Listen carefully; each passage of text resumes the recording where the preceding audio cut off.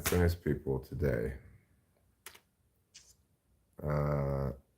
I must share this one thing with you. And what is that one thing? Well, maybe it's not that exciting of a thing. What I must share with you is the carrying of the groceries in from the car. I think you're really going to find that fulfilling, interesting, meaningful, powerful. Like the most powerful life coach in the world is coaching your life. That's how you're going to find it. Before I share that incredibly important one thing with you, I just got back from the store and I want to pull a bowl. And then I want to make some coffee, okay? Then I'll carry in the groceries. I don't want to get too ahead of myself. I also may have a poop in front of me. In front of me in time, not in space. Hi, Email Anthrax. Hi, Rachel Strauss, my beloved angel. You remind me of this one lady named my wife. What's on that plate? This is health fuel. Okay, health fuel. Hi, Carlos Paiva. How's it going? How's Portugal treating you? I hope it's treating you well. Is that a big ass plate of weed? Well, it is a plate of weed. I don't think it's really that big ass a plate of weed. Yeah, but who among us is the real Rachel Strauss? Good question, man. Excellent question.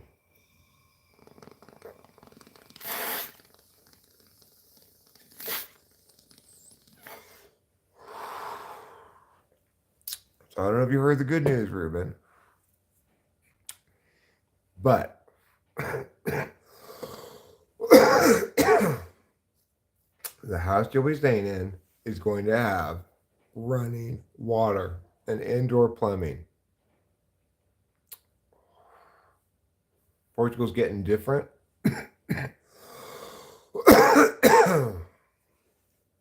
Yeah, you're going to have indoor plumbing and running water. I mean, it's kind of the same thing, but you know.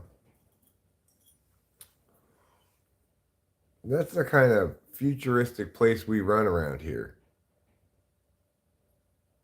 Well, I haven't actually turned it on yet, okay?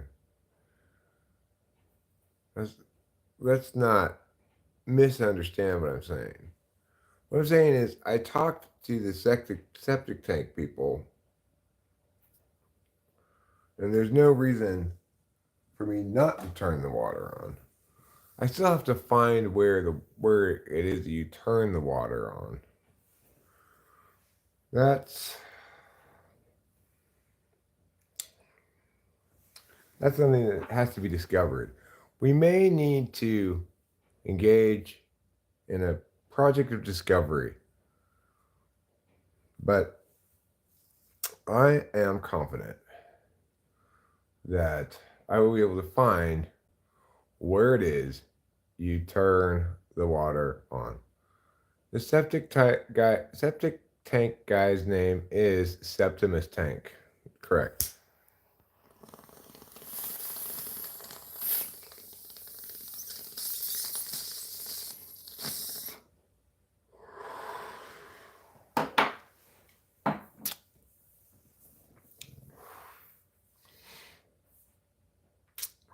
Now, this particular live stream does have a shelf life. Specifically,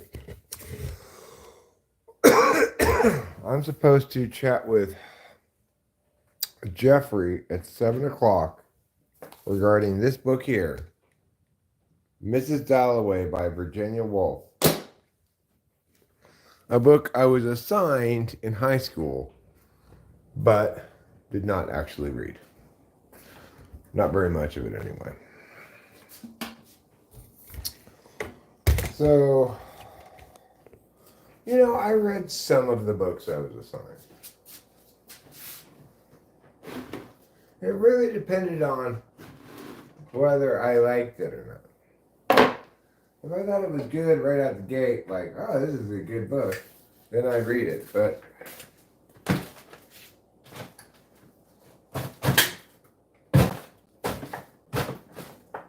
I would say mostly that wasn't the case. Mostly with the books I was assigned in high school, I thought, well, this book is dumb.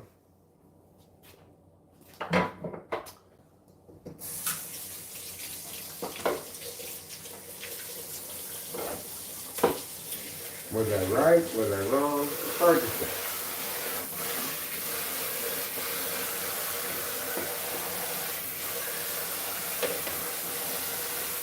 I was in high school. It was a long time ago.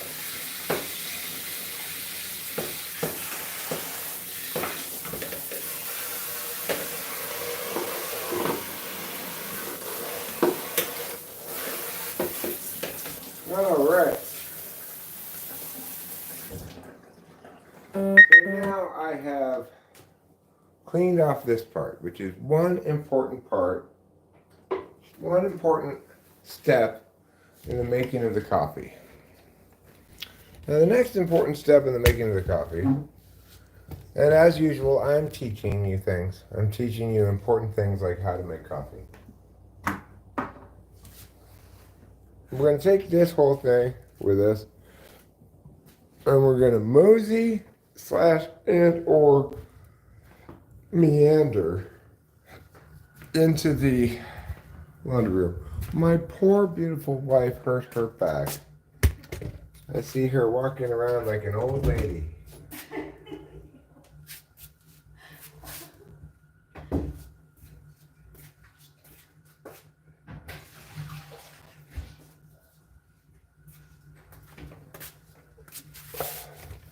All right.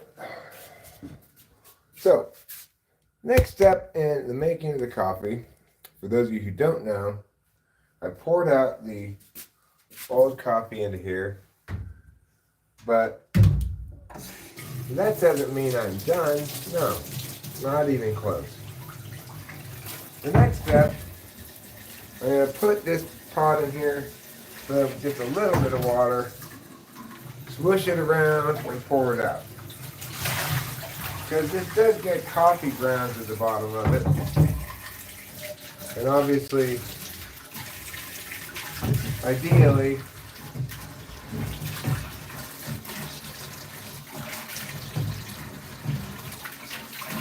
you enjoy the wonderful world of coffee ground-free coffee. Alright, so I've washed that out pretty good. Now I'm going to use this deep sink to fill it up. As you see here, Rachel's off back to the bread, holding her back. Can I be your kiss? What's that? Can I be your kiss? Of course. My lips kind of have bong resin on them. It's okay.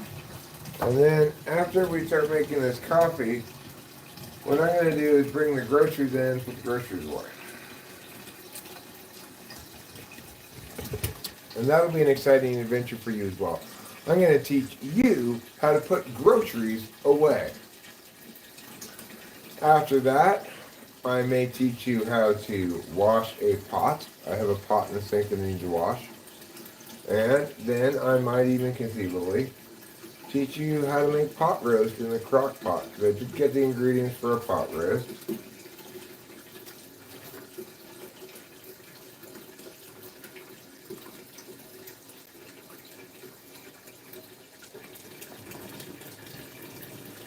But first things first, I want some coffee.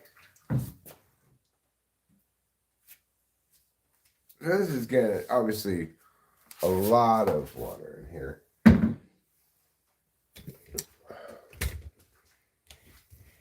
Maybe even a little too much water. But that's fine. I'm not going to be able to bring you with me, but you can watch me walk down the hall, and then I'll come back and get you.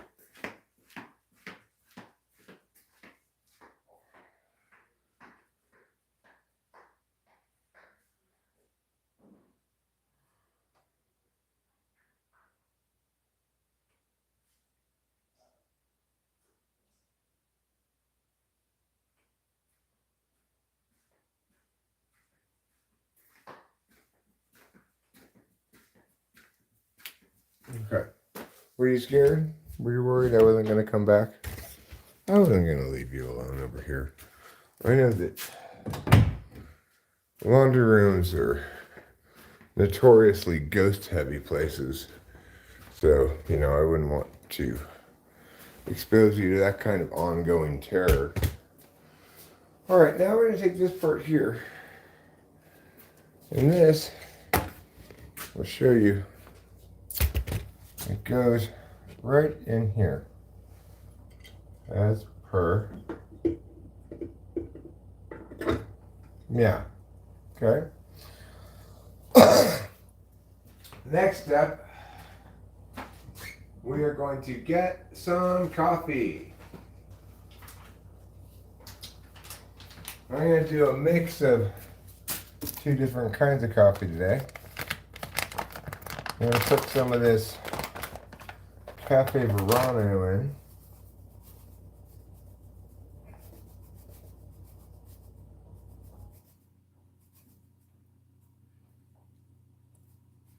Well, really, the total amount left in this bag is just about the perfect amount, so I just use just that.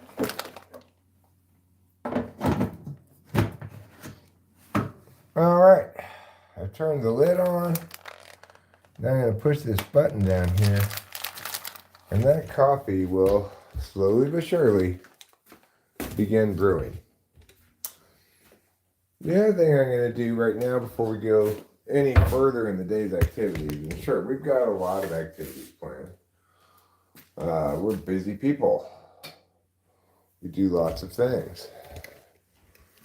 We're busy. We've got important stuff going on. It's wonderful.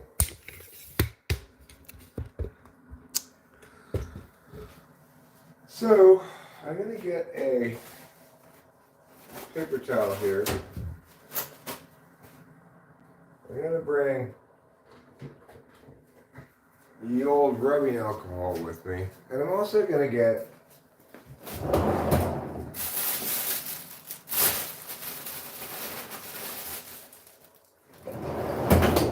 some of this other weed that I like better.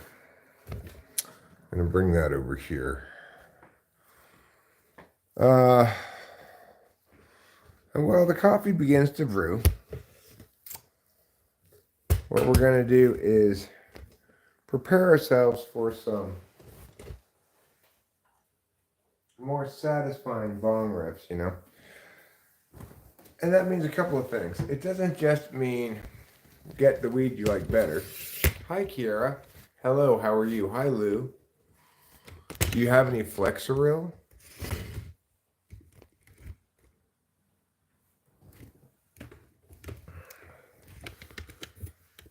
I've hurt my back on occasions in the past, and my experience is you just got to give it a couple days, and it gets better.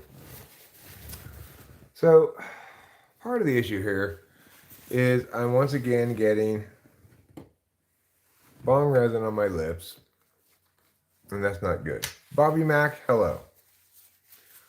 Hello, how are you? I hope you're fine. Don't listen to Fly Guy, Rachel. Okay? I would not recommend that technique.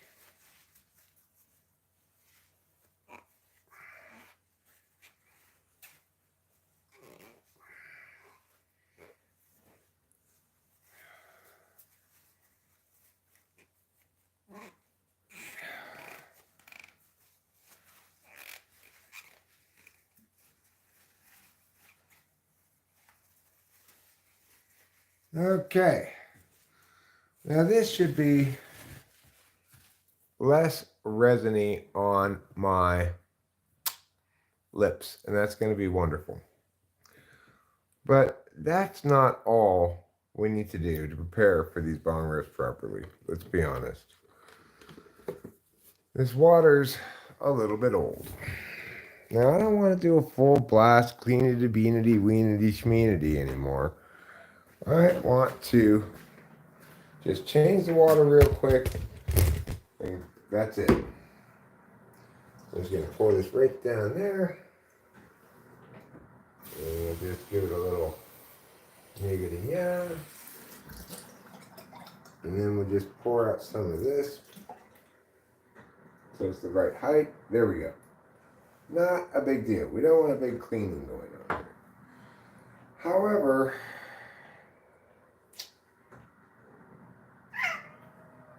oh meow.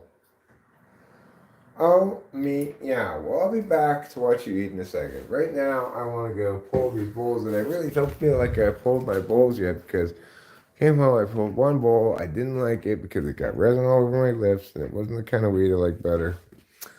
So,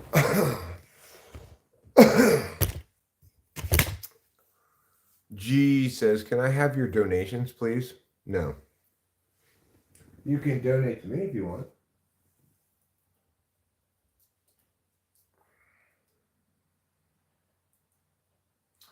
Hi, Admiral Mighty Buffoon.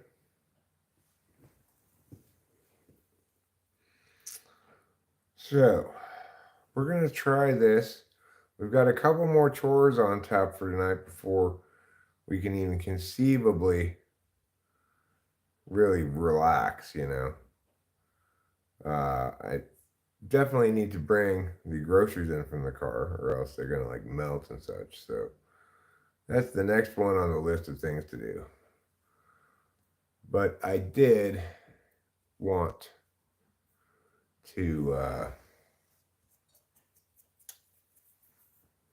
pull a couple bowls first. No, I'm not telling you to donate to me in order that you can set terms by which you do so.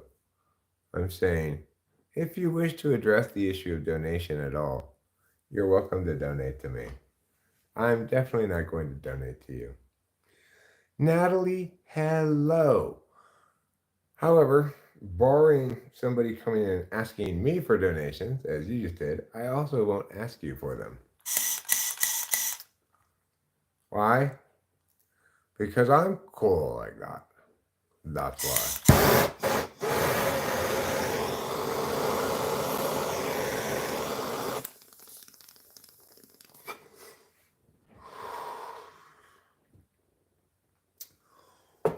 Well, because I wasn't quite ready to carry them in yet. You know, I'd had a long trip to the grocery store.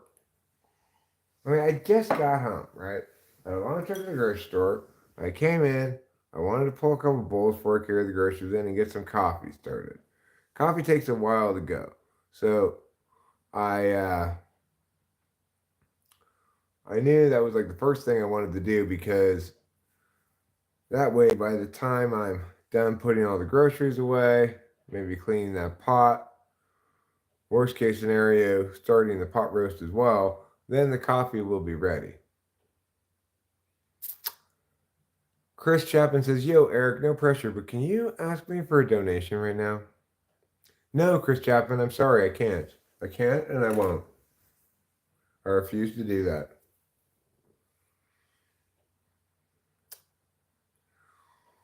You know what you might enjoy, though? I'm not sure, just a notion. You might enjoy donating to Guy. He seems to be wanting donations.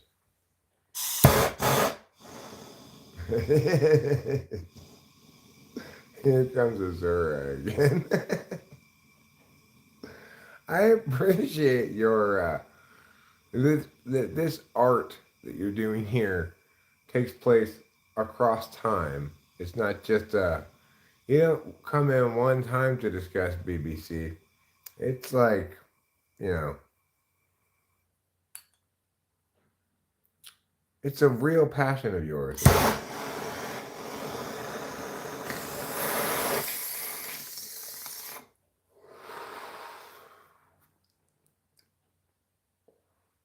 Chris Chapman? I remember Chris Chapman, of course. Yeah, you're dedicated. I appreciate that. You know what else is dedicated? DSL. I just started. I just got back from the grocery store. Started some started a stream, started some coffee, pulled a bowl, etc. So okay, let's go get the groceries from this car. And I'll tell you what this is going to give us an opportunity to do. Hi, Big Licks 007. How goes it with you? What this is going to give us an opportunity to do is to see what I got at the grocery store, among other things. All right, let's go.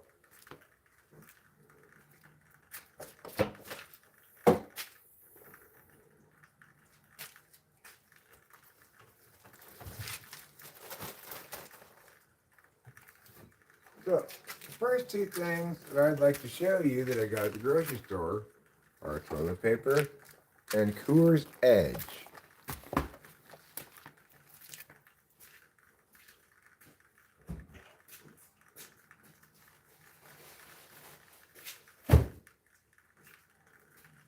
It's like regular Coors, except you get to keep your edge.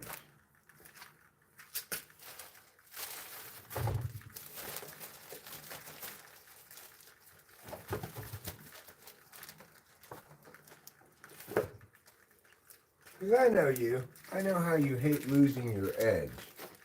But when you drink regular Coors, that's what happens.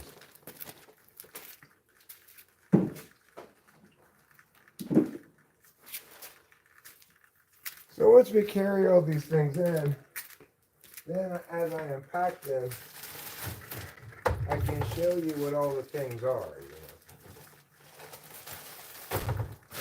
Oh, I think you're going to be surprised at some of the unusual and delightful treats that I've purchased at the store today.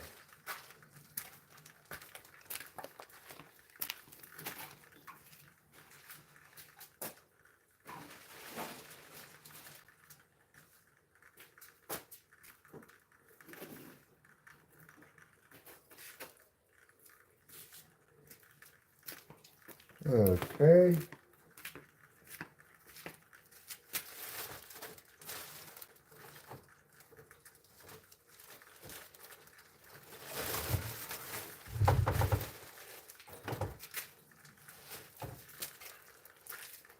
All right. More things.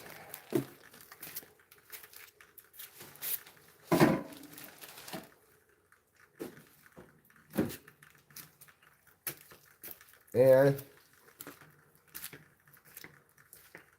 you might be saying, oh, Eric, it looks like you got everything out of the back now. But you'd have been wrong, because I forgot these two things. And you'd be even double wrong, because what you didn't account for is I also have stuff in the back seat.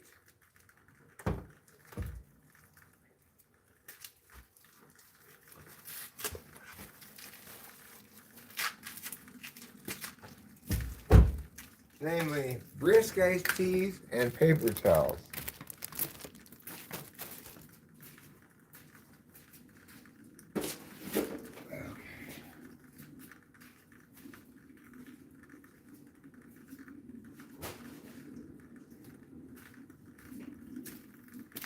All right, come on in. You guys aren't dressed for the weather out here. It's pretty chilly.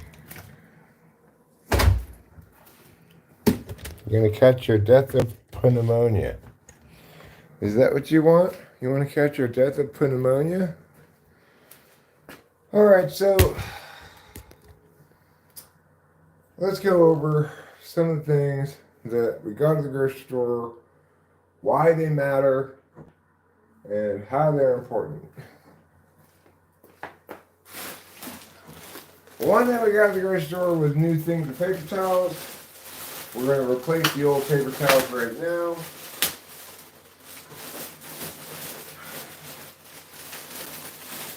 I'm confident you're going to find it pleasing and satisfying in a way you've never known before. I'm going to put the rest of the paper towels right there for right now. And I'm going to replace the paper towels here.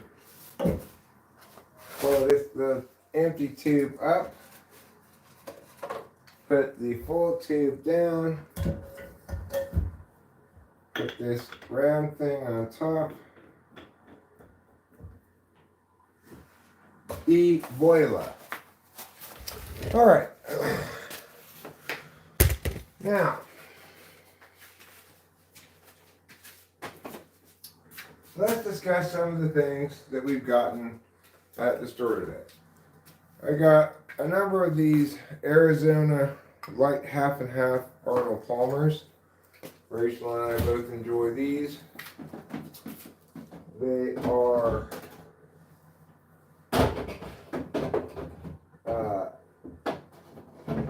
well, you know, one thing you can say about them is they're neither diet nor are they overly sweet.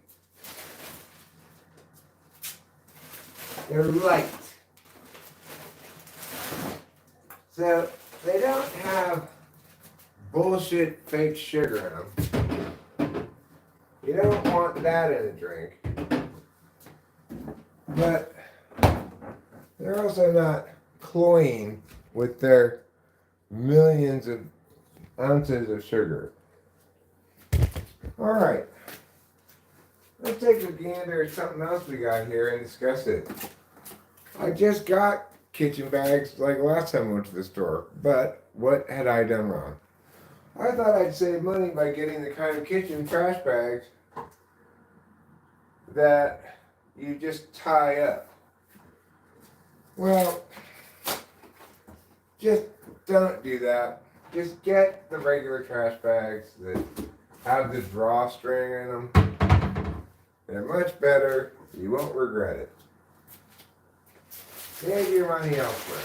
Okay. These are called frozen burritos. Technically, chimichangas.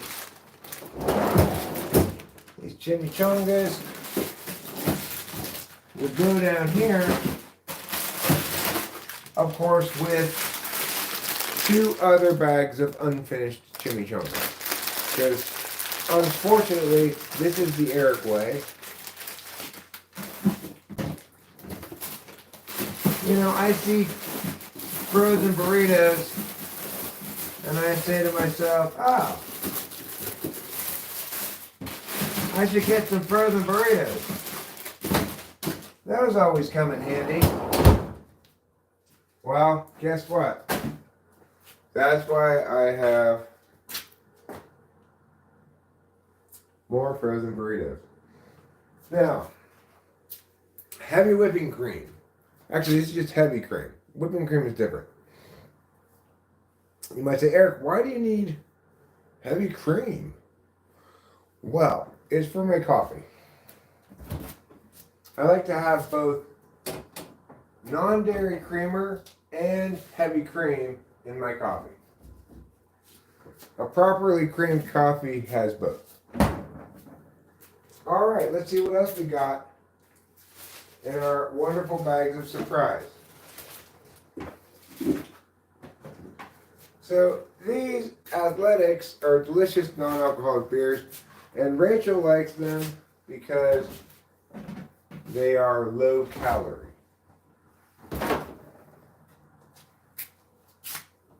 I don't care about that, but Rachel cares about that, so that's fine. I like these beers regardless.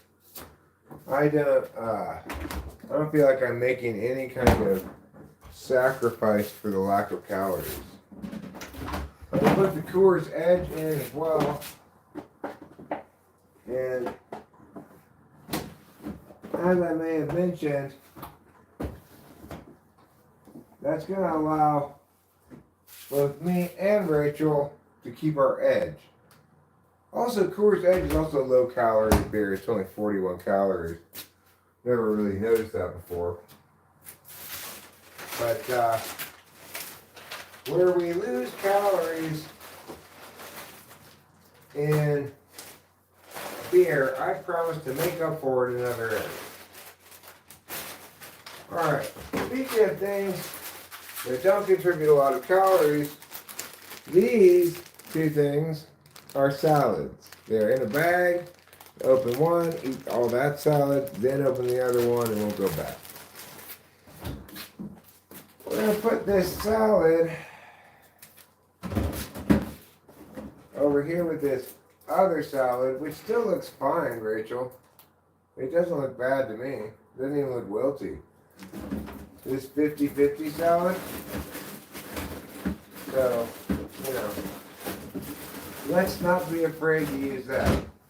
So anyway, I got new salad on the presumption that the old salad was old, but the old salad wasn't really that old.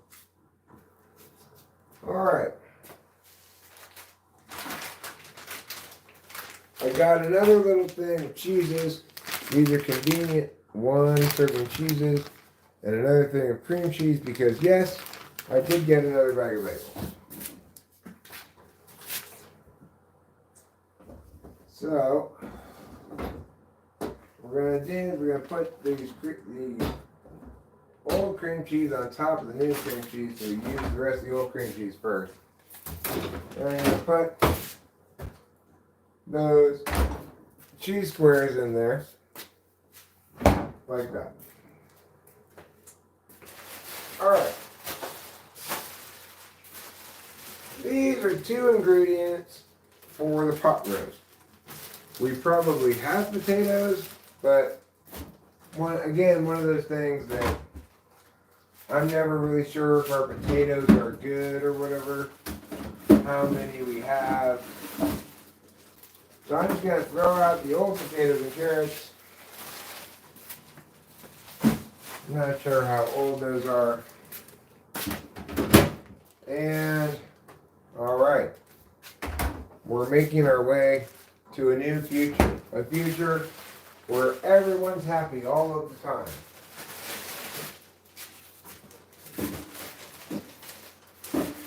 So, we got some more of these drinks here. The lady at the store encouraged me, because I'd only gotten 20 of them, to go get 4 more so I could get the case discount. But I wasn't feeling it. I was like, nah, it's fine. Just charge me for these ones, please. I just didn't want to deal with it. So, okay. As long as we're on our roast ingredients, this time I decided to go with the red onions. And as you may or may not know, anytime you go to make a roast, you're going to need one of these, of course. But this one is boneless chuck roast. But my point is, you have a choice between yellow, red, and white onions. Today I went with red.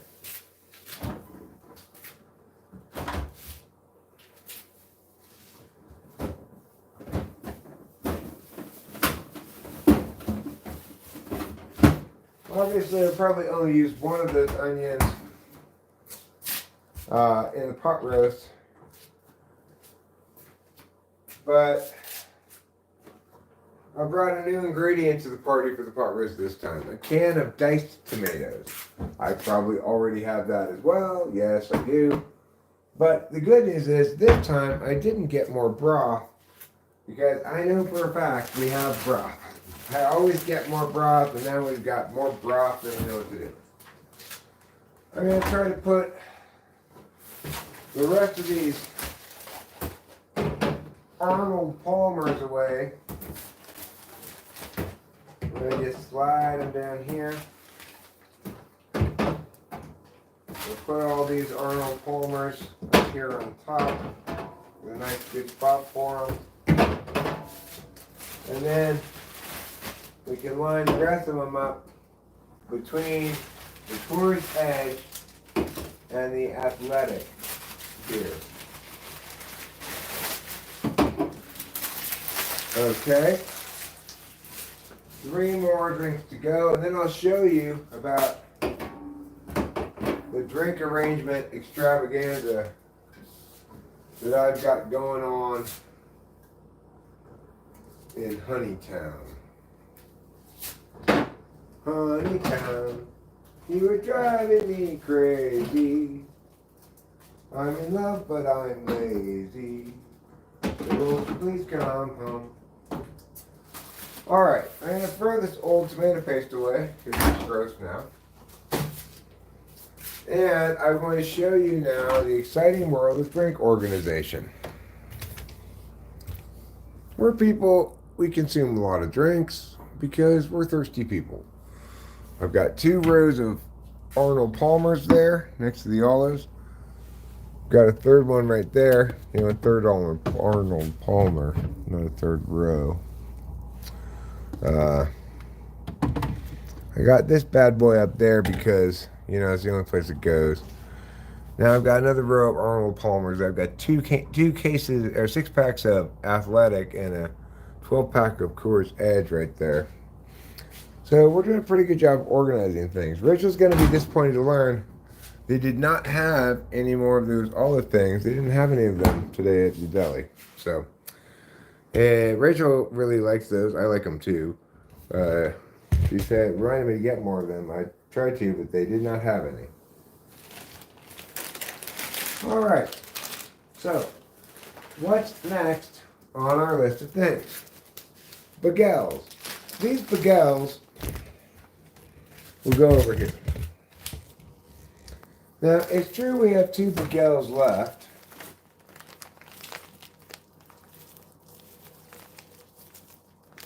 They seem kind of old maybe now.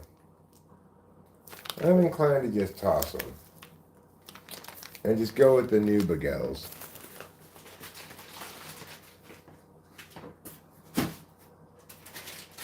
Okay. So that's where the bagels go.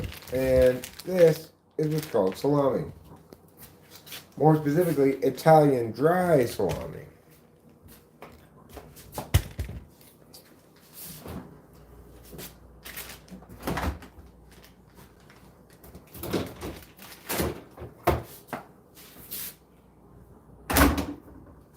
That's the kind that's good to eat.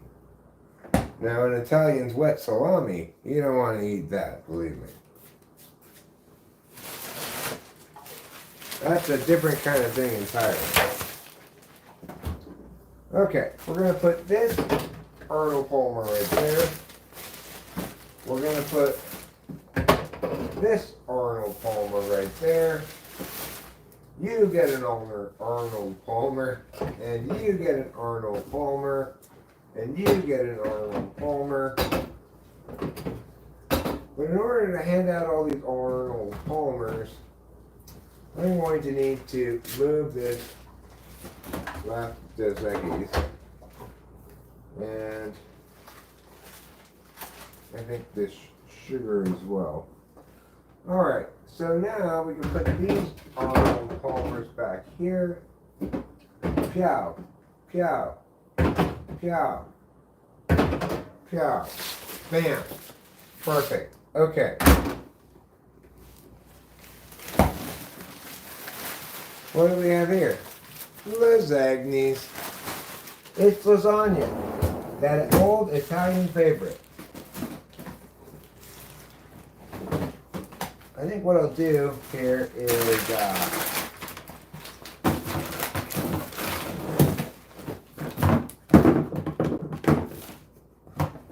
you could probably throw these old coffee ice creams away. They're quite old at this point. And these things as well are quite old. So I'm going to put that here.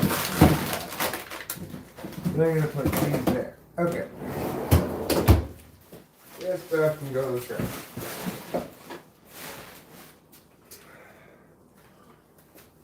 Whew!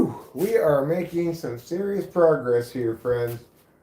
We are working towards a new future, a better day, a day of joy and freedom like you've never had before. More lasagnas.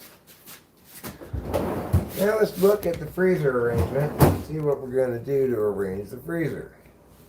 Currently, I'm putting these right there, right? Seems like a pretty smart place to put them.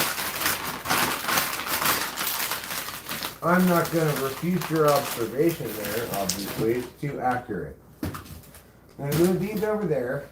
Okay. Now, We don't just have lasagnas because we like to mix it up. We get the chicken parms as well. You see those right there. But we don't just have lasagnas and chicken parms because we like to mix it up. And so we have manicottis as well. Conveniently, I will put these manicottis down here. Alright. So that's where the manicottis go. Is that all the frozen stuff we have to go in there? Oh, we got like room galore. Uh-oh. Are you guys nodding off?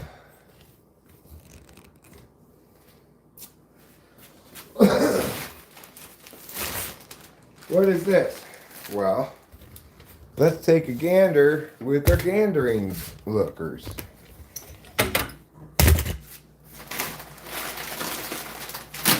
Candy. Okay, so we got gummy bears,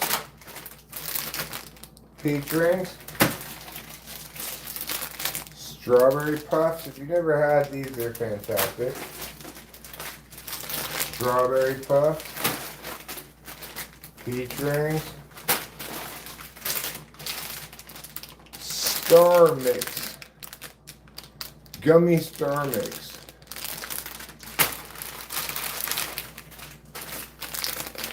Peach rings,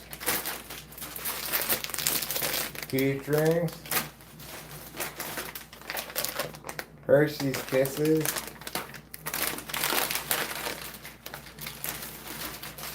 strawberry puffs,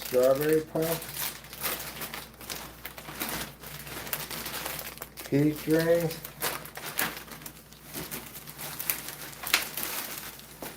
and we're definitely going to enjoy one of these when the coffee's ready. A dozen delicious glazed donuts. So the donuts go over here.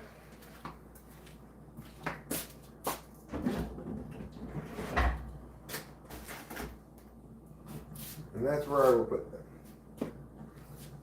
This I can put over here for right now. This needs to go in here. I need to wash off this cutting board. But first thing I need to do is this. I need to put out into the trash whatever cinnamon rolls are left. And then I need to wash this dish. So we're just going to meow those like meow. Okay?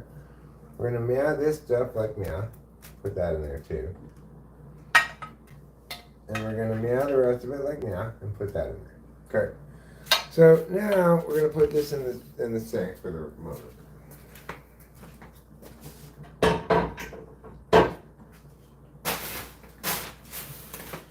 All right. We got all these bags here. And these go in the garage. But before we put those in the garage, we put all this wonderful candy in there.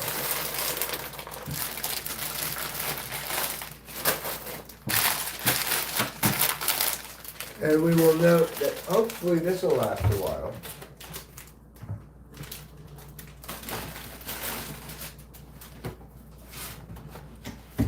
You know, some kinds of candy last a long time. We've got candy up here that's old that we might as well just throw away. Like, we don't eat these Crunches or Kit Kats. Those got thrown away. They never get eaten. But then, your peach rings, your strawberry puffs, your gummy bears, all of those have a high get-eaten ratio.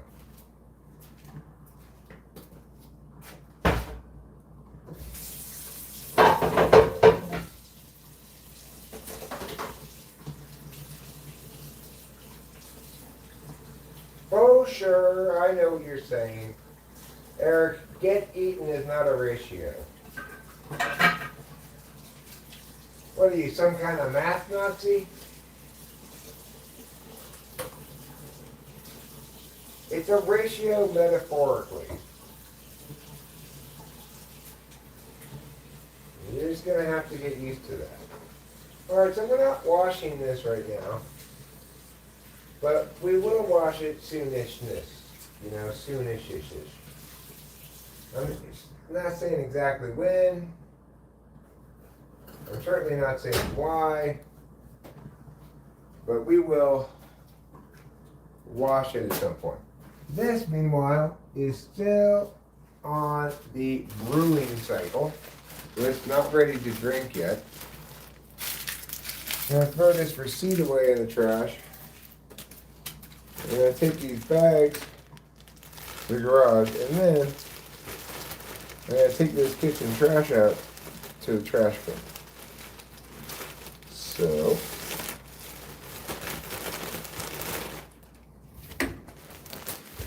the other thing I need to do is to get these toilet papers and to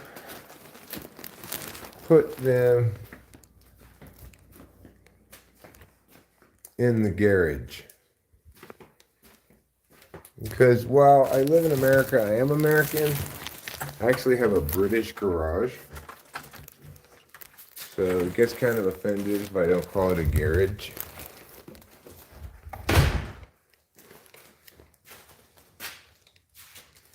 Alright, this goes in there. Fine and dandy. This goes in there as well.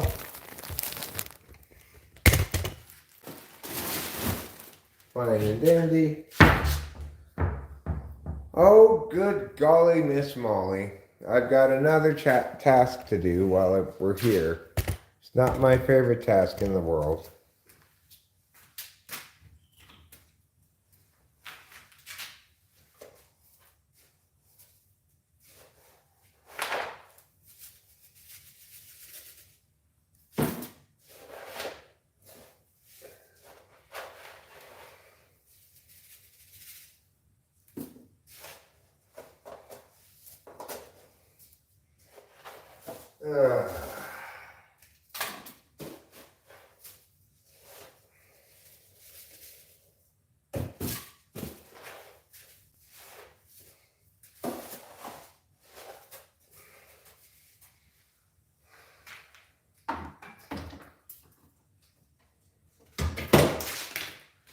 My cats need to learn to just eat and drink just what they need to survive.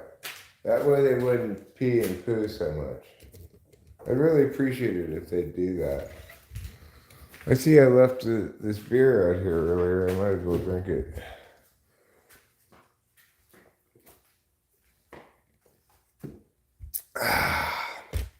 Oh, that's refreshing. That's like taking a shower with Irish Spring soap. That's how refreshing it is. All right, so let's chill for a bit. Let's look at the chat. Let's explore our feelings. Let's learn what it means to be human today.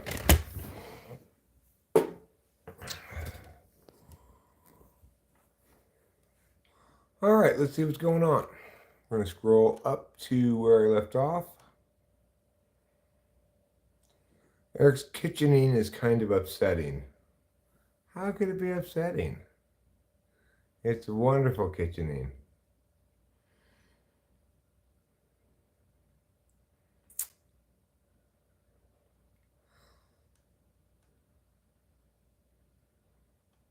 Okay, I'm going to end up going up here a lot.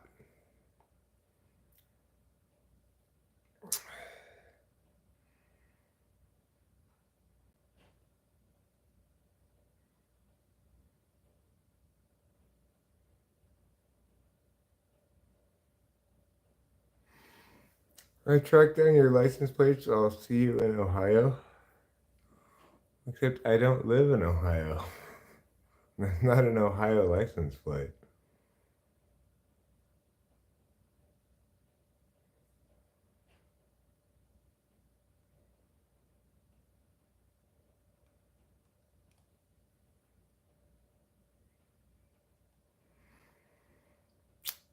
Okay, so let's see what's going on up here. So, what are you doing with your race? You don't see it. That finally makes you break my balls. Finally, tell you. What are you talking about? I do not know. Oh, honey, says 404 not found. Uh, a year's supply of kitchen rolls? No, it's just 20. It's actually 8 triple size rolls. Attracting let's play. I'll see you in Ohio.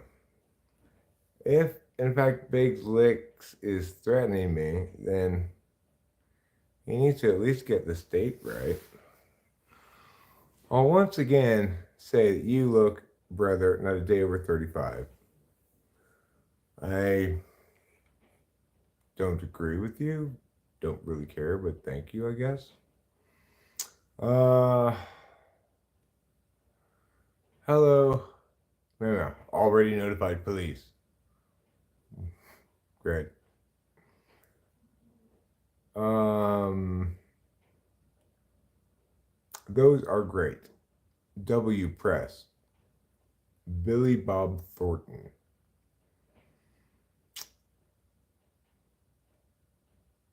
Water clears.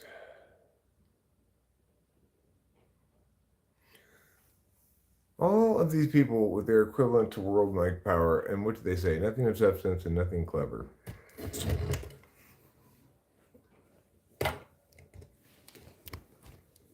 What's a chimichanga? It's a deep fried burrito. Ooh, I have to say it from this morning's live stream. Bombay Bikini or Mumbai Mankini would have been a good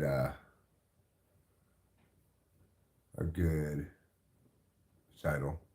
Eric likes the chaotic evil swarm of locusts from the internet. No, I don't like that. That's not true. I do like to um, have a chance to actually engage with people before we just immediately ban them. Occasionally convert somebody.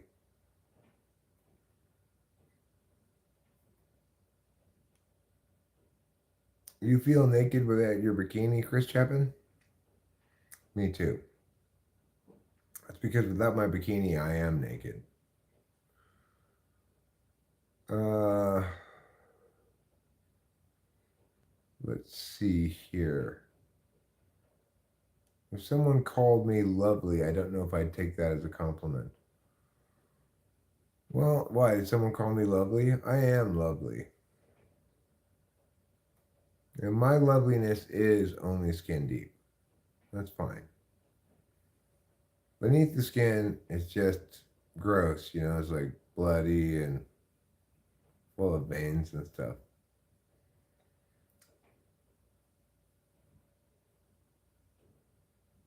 The term fly is often used to describe someone who appears fashionable, attractive, or confident in their appearance, like me.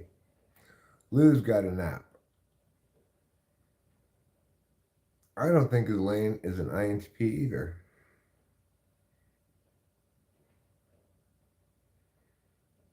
Dulles was calling me pretty fly guy.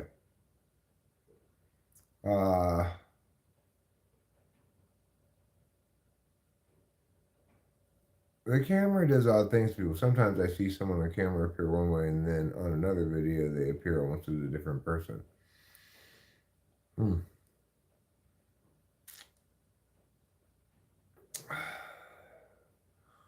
I guess. I don't know. Maybe they ran out of the yes. Goodbye, bagels. Maybe they ran out of the ingredients to make it or something. I'm not sure. What could possibly be upsetting about my kitchening?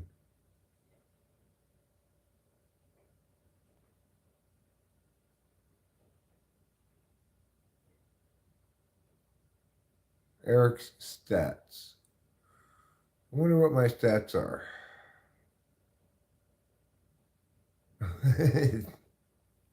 6'10", 90 pounds, age 53, build BBC master. Those are not perfectly good bagels. They're old and stale. Rachel is a symbiotic twin entity to Eric. Nuke Dukem. Tremendous eyes, they see everything. Wow, this is a big grocery trip. In Canada, where I live, this would cost like $1,000. Well, it was not a cheap grocery trip, that's for sure. Uh, Even so, it could have been, it wasn't full grocery trip. Like I got most of the things we need.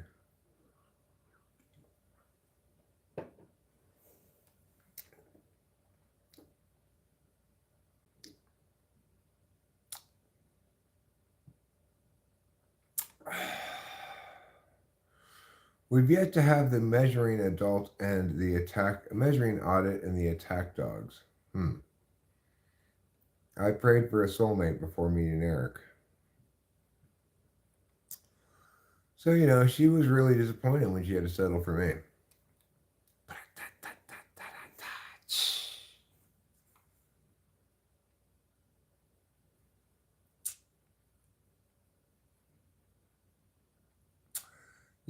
There are so many cooking shows, but not a single throwing away leftovers show. I think Host Eric has found a nice new niche. I agree. I have.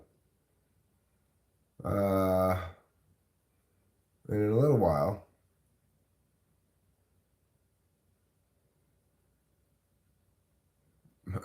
too late, Acacia. Too late. Those are not Nestle Crunch bars, okay? Crunch is no longer owned by Nestle's. A different company makes Crunch now, and they're not good anymore. So you just need to accept that reality. Um,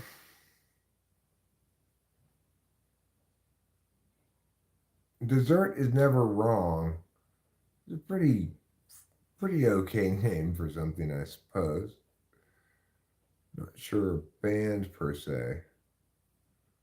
Uh, Adventures with Eric. Can I give your balls a shout out?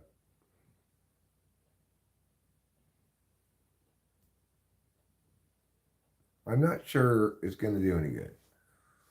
I don't think they listen independently of you.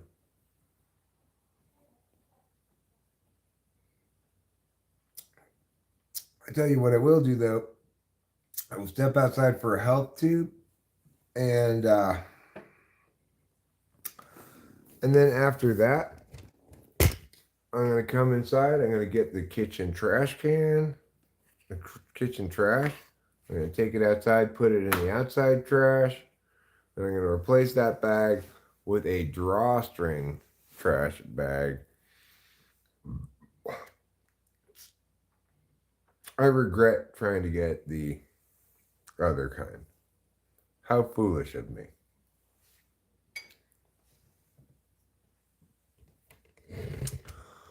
I was a fool to do my dirty work. So dumb.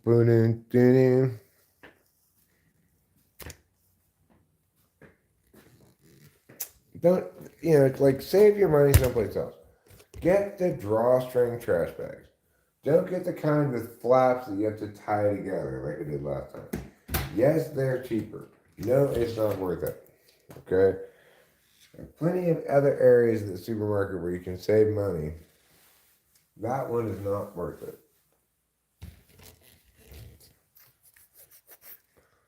You won't be happy you did that if you do that.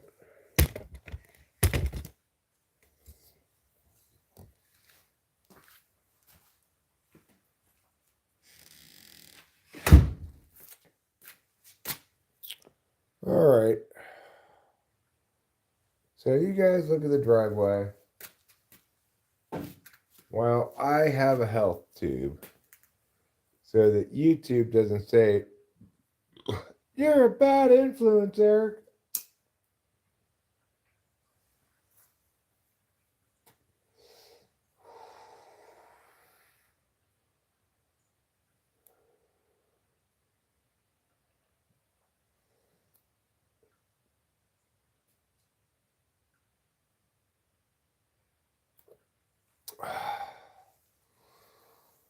Ah, it's a very pleasant evening.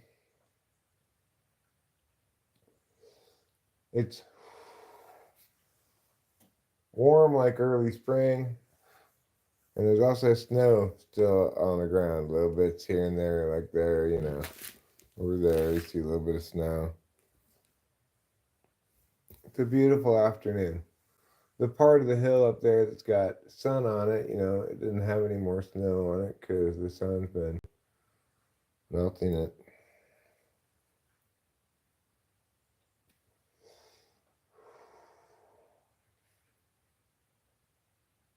But even from here, you might be able to hear the stream for the relatively short period of time that we will have the stream. I plan to make a habit of coming over here, listening to the stream, and showing the stream, especially while I'm smoking. I might as well. All right. You can't see it as well in this light as you can earlier in the day, but you can still see the stream down there. Where is it?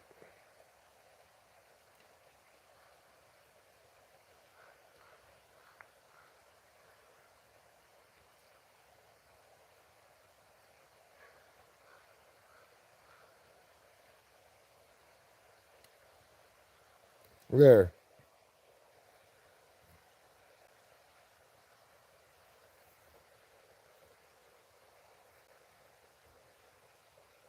I'm not sure if you can see it moving really, but down there is the stream.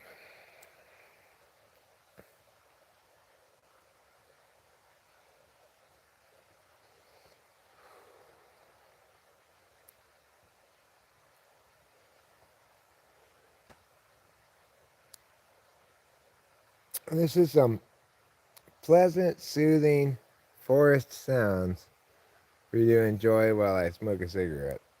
I mean a health tube.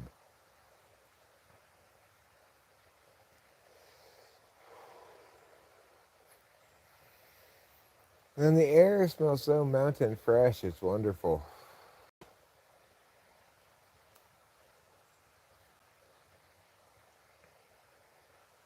I feel like I'm breathing in, I feel like I'm snorting Mentos. The air is so fresh, it's like I'm snorting Mentos.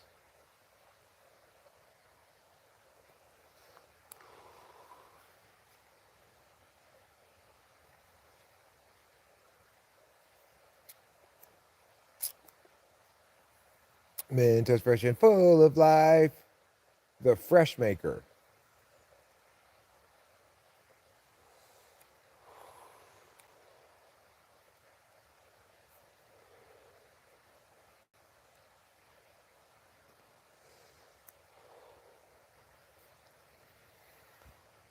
Yes, it's a beautiful day in the neighborhood, etc., etc.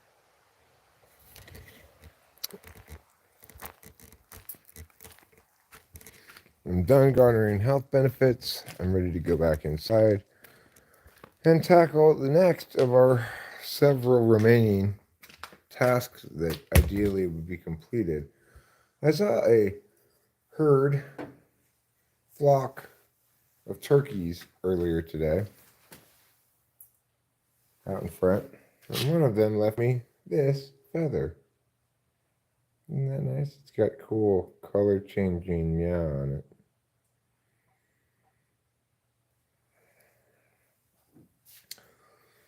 Color changing meow.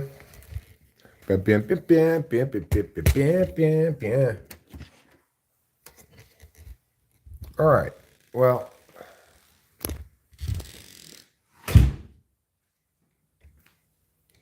Now we're going to look at the chat for a bit.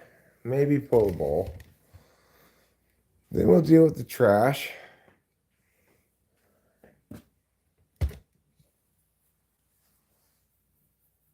Actually, let's do this. We're going to do the trash right now. And then, hopefully, I'm thinking it's possible that this coffee is ready to drink. Hot, fresh, and delicious. Like yours truly. Not quite. It's not quite ready to drink. So, this shall be the last of the dumb bags.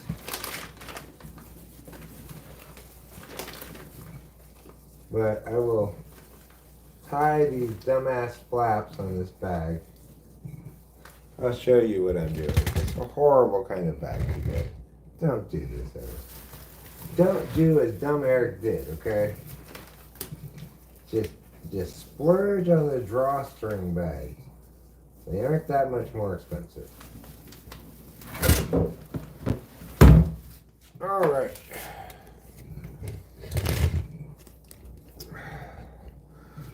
I'll grab this cup of noodles box as well.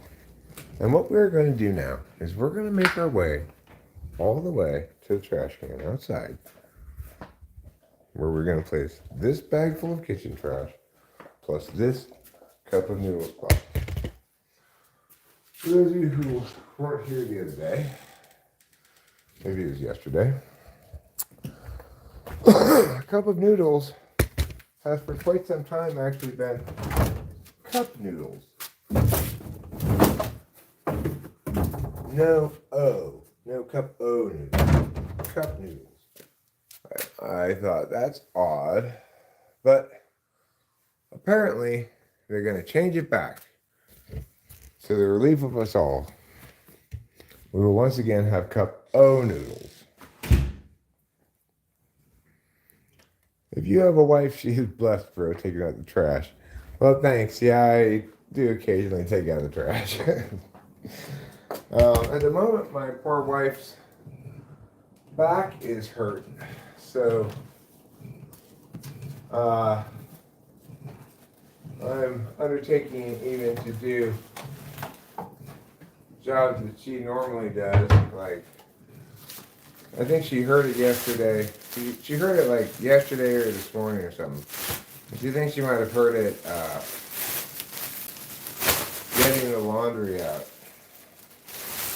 So until her back feels better, I'll do the laundry and stuff too.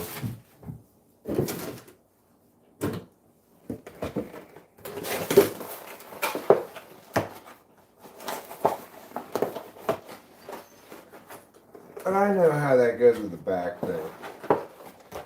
You just got to give it a couple of days, it'll feel better. I've had that happen to me plenty. Okay, so we've done the trash, and we still have these big dishes to do. I put the little dishes in the dishwasher with this big pot and this casserole dish I'm going to wash by hand. And I need to wash the cutting board, put that away. But before we do any of that, it does sound as though the coffee is done brewing.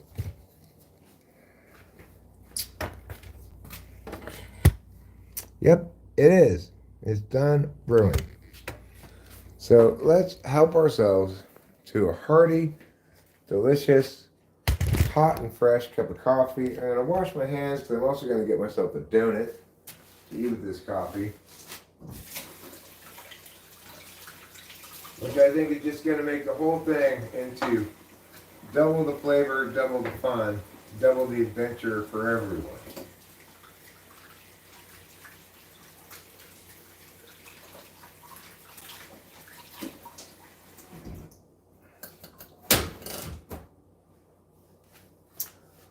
So, live streaming is one way that I assist myself in getting various tasks done. Sometimes I'll just be engaging with the chat, and That's great. Sometimes, like today, I'll go from chat. I don't really have a great deal to talk about, so I didn't come into this live stream raring with notions about something. Rather, this stream was designed from the get-go to facilitate me getting these things done. It makes them more fun when I do it on a live stream. So I just added some non-dairy creamer to my coffee, but this coffee is not done because I like to not just put non-dairy creamer in my coffee, which is fine, it's great. You definitely have to have the non-dairy creamer in your coffee. But I like to double up with a bit of the heavy whipping cream here. Just gonna give it a dollop, right like that. Add a dollop of daisy, as they say in that commercial. Now that I've got a delicious cup of coffee, I'm going to get a paper plate. And then I'm going to get a napkin, which I'll definitely need. And then we're going to get a delicious donut.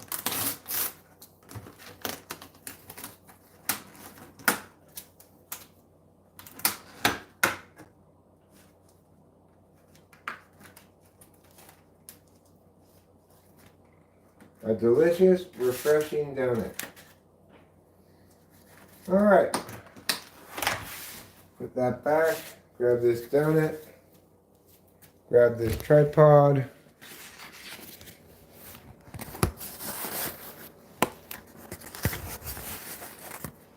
Grab this coffee.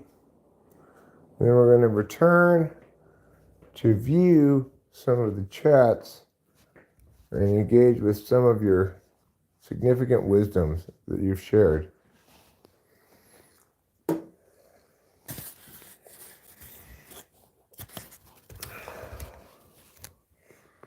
All right. Yeah, I love a donut with coffee.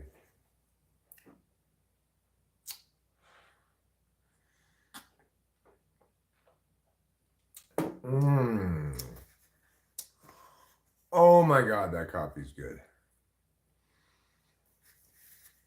Rachel, if you'd like me to bring you a cup of coffee, I can. If you don't feel like getting up to get yourself one.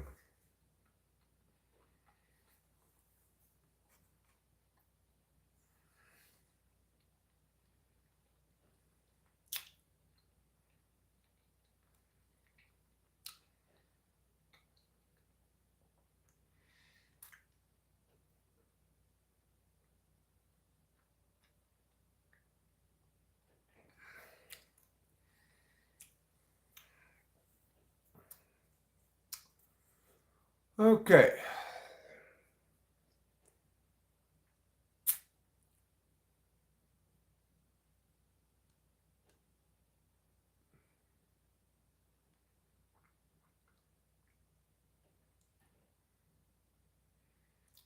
Let's see.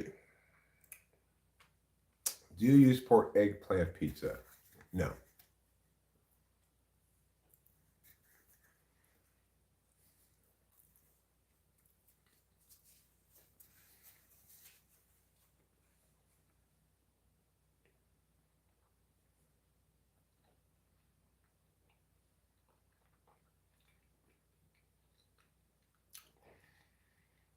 No.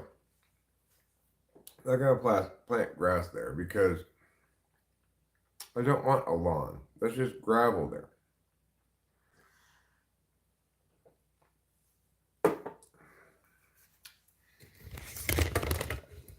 All the plants around here are just natural plants. Nobody really landscapes around here like that. We have an acre total. I'm not exactly sure where the property line is. I think it's, this half of the hill, um, our side of the hill, down to about where the shed is.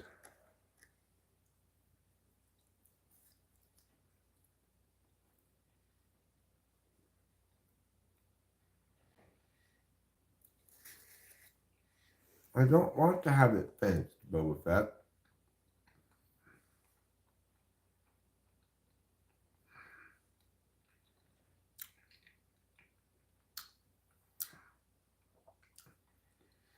I have a little bit of the old neuropathy as well.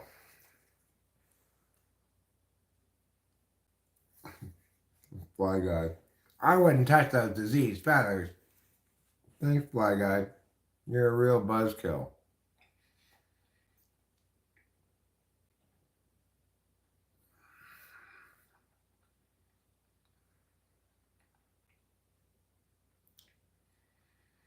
Carrot cake's pretty good. Not too bad. The successful male and the success blueprint. You mean he followed me around and took notes on how I did things? I shared that one thing already. I did actually. The one thing that I had to share was that I needed to bring in the groceries.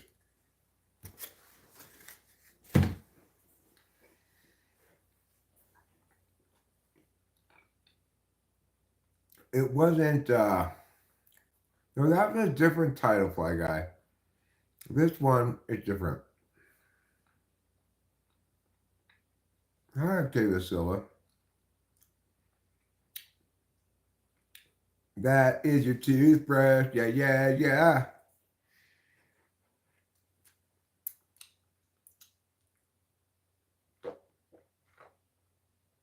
Mm. Well, Acacia, I think you were wise in the ways of the world if you're developing Daisy. Oh, I see a super chat. Oh, it's Acacia. Thanks, Acacia. Um,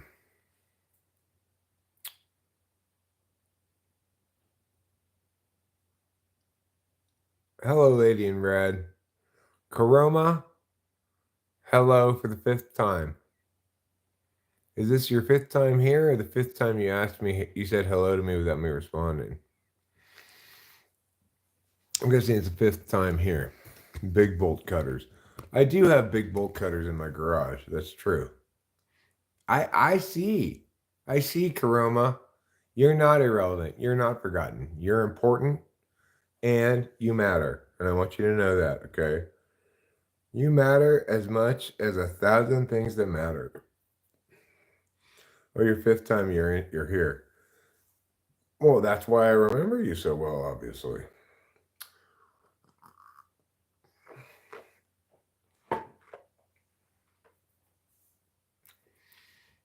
You are very important. Yeah, you are. I do actually have a pair of big bolt cutters in the garage. I have a pair of small bolt cutters in the garage as well.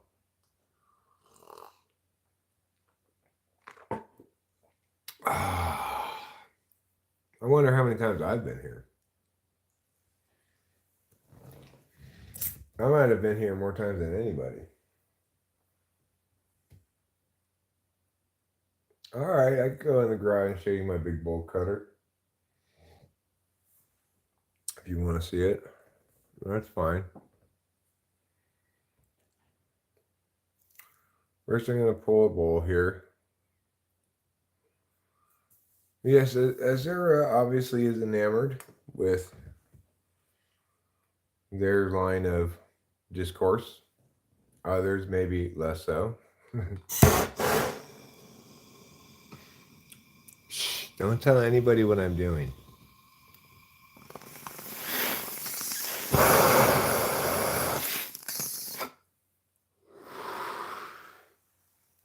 Did Rachel say she wanted me to make her a cup of coffee? Crocuses.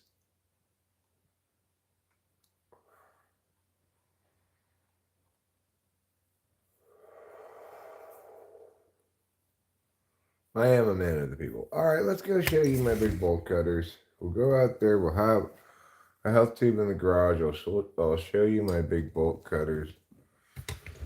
And I also. She said she wanted a tub of coffee. Hey, Rachel. I think she might be asleep. Crazily enough.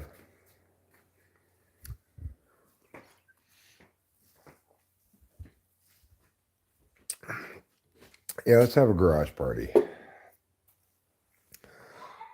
Do you want a cup of coffee? Okay. So let's make Rachel a cup of coffee.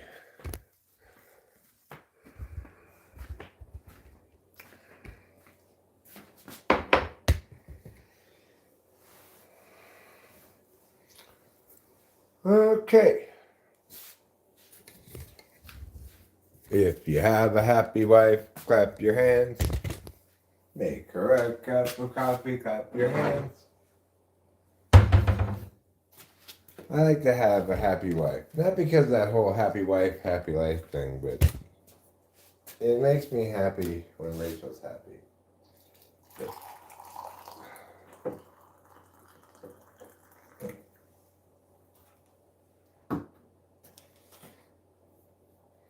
I really enjoyed listening to her laughing and having a good time engaging with people in the Discord server the other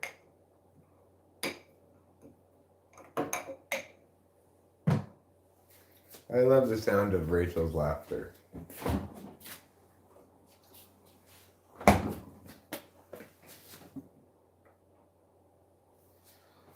Okay.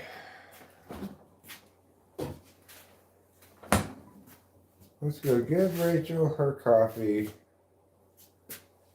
Put this down there too, and then we'll come back for my coffee.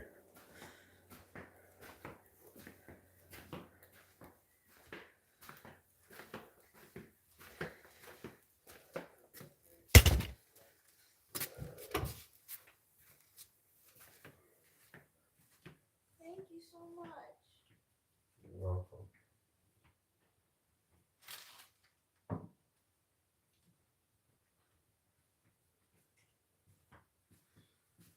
All right, I'm gonna go get my cup of coffee and my reading glasses.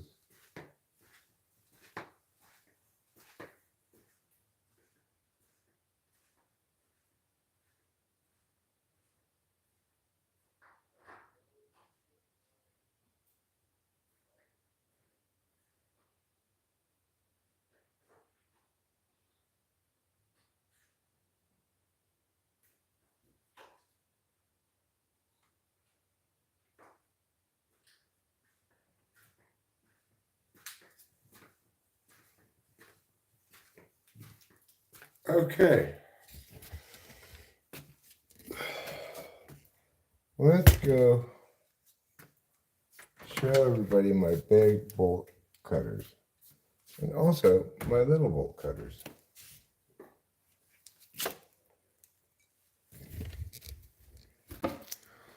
By request.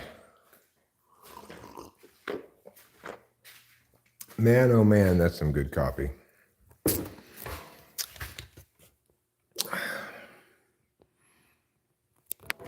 Here we have the big bolt cutters. You can see they're big bolt cutters, right? And then next to them, the little bolt cutters. And that's one to grow on.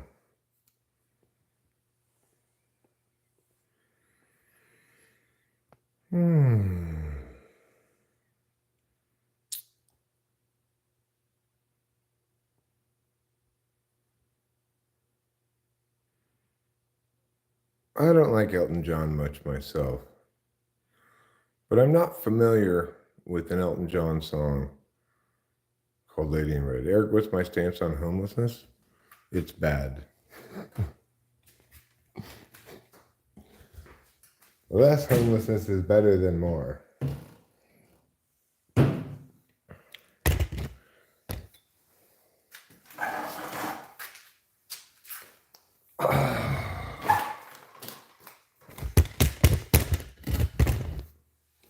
could go over my whole position on it again.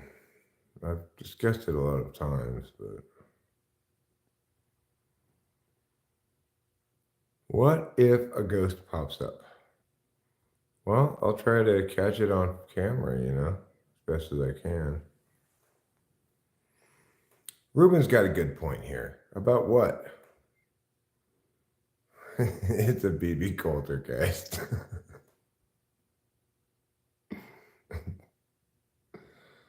I see.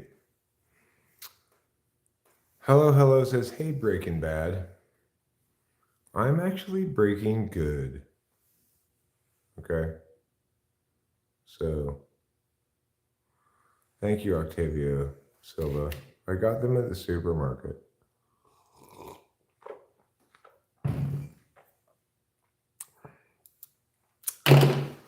I needed some reading glasses, and those were the right magnification. And additionally,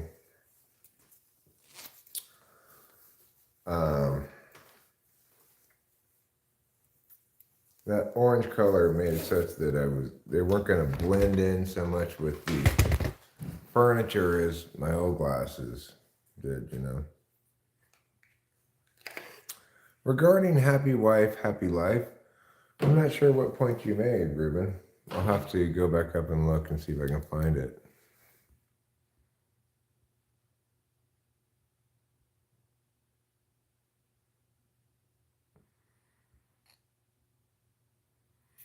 Well, I mean, I'm not a big believer in that expression, happy wife, happy life, because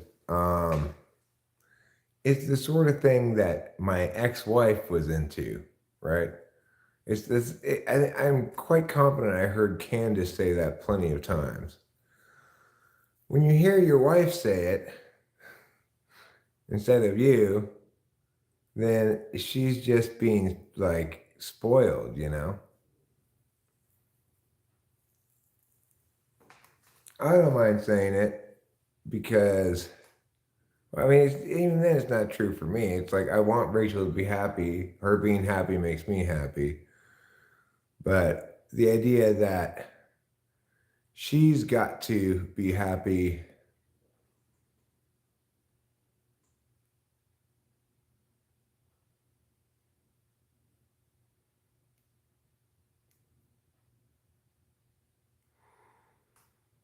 Well, Fly Guy, that is rather a horrible thing to suggest.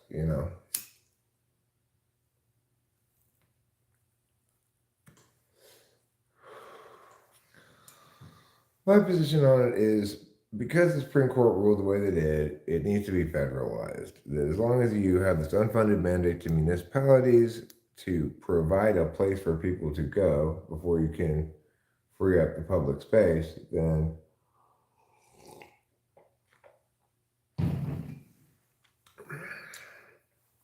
any municipality that provides that is just incentivizing more people to come, more homeless people to come.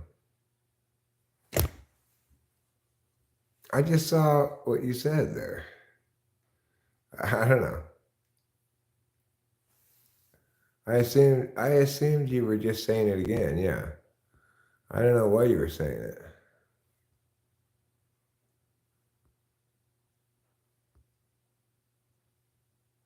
Oh, happy wife, happy wife. Right.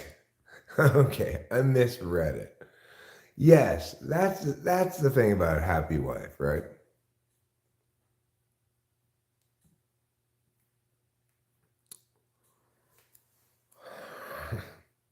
Well, maybe try not saying something awful, Fly Guy.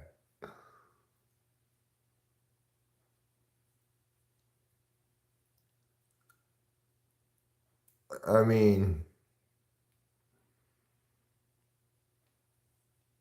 but I mean, here's the problem with cheap housing, Azura, is if you're saying like we need cheaper rent, well, the rent, the price of rent is tied to the price of houses, right?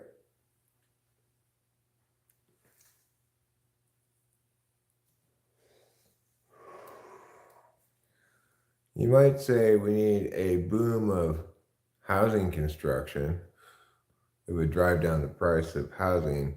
But even then, there's a minimum cost of housing linked to how much it costs to construct it, right?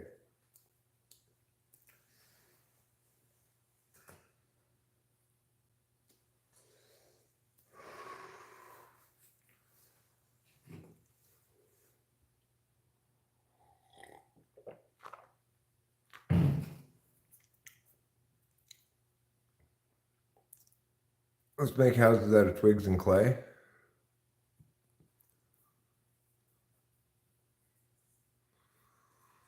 So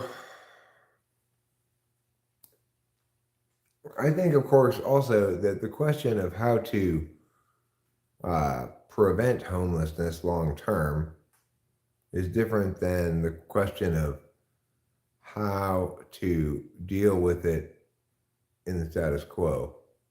I have two service panels. Well, yes, one of them is for the generator. The generator plugs in directly to the wall, and that panel with the red thing on it is for the generator. It is to switch from PG&E to generator, and then it'll power on everything in the kitchen plus a light upstairs. Has anyone reinvented themselves at 30? I mean, certainly I did. Uh, I went from a special ed job where I was just basically a healthcare custodian, even though I was technically a teacher, to actually teaching regular ed, doing real teaching, made a huge difference. Then I transitioned again into debate coaching, made a huge difference. Those are just career paths. I'm also on my third wife, so people reinvent themselves multiple times in life.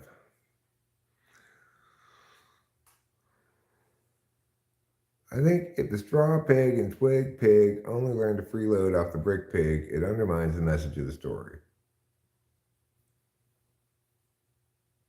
So you think it would be better if the straw pig and the twig pig got eaten by the wolf? So we could all learn a valuable lesson.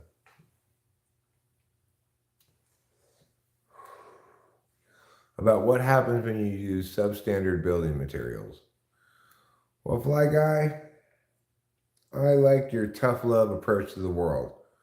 I don't like it, but that's fine. I like it anyway.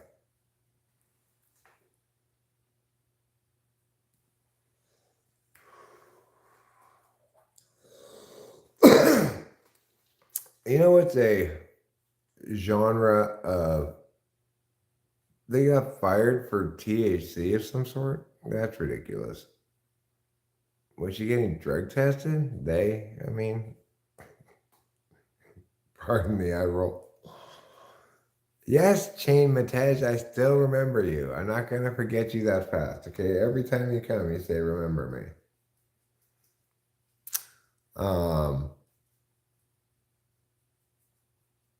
They fell off a ladder and had to do a drug test. Well,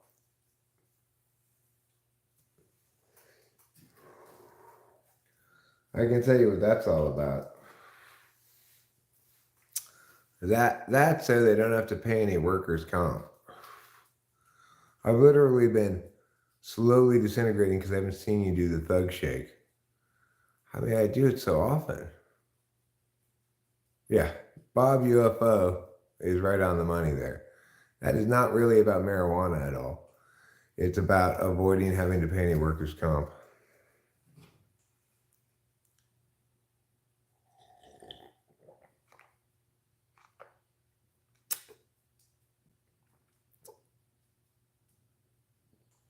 I mean, it's nobody cares about weed. People do care about having to pay workers' comp. Yeah, I do it pretty much all day long, all day, every day. Hey, hey, hey, hey, thug shake every day. I know, right? I got to give my shoulders a break because, they get sore after I do a lot of the thug shake, and also, of course, the gritty. The gritty is a pretty complicated dance. It goes like this. The gritty is do the gritty. Have some columns and some rows. Do the gritty. Put your data in all of those. That's how you do the gritty. Thanks, Chain Matage. Thank you for loving me. Do I have a gyat? Man, my gyat is so gyat, it breaks the word gyat. Okay? Bam! That's what I call gyat. Alright? Yeah.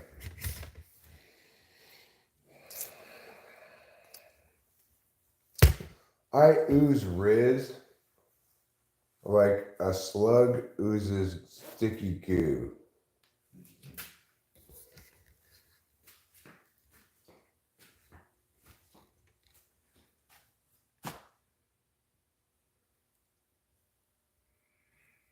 Yeah, that's right. I do the gritty with a McGriddle in my hand, in each hand. Because it's all about dim columns and rows. Oh yeah. That's how we do it in the hood. How we do what? That's how we organize data in the hood. On a grid, motherfuckers.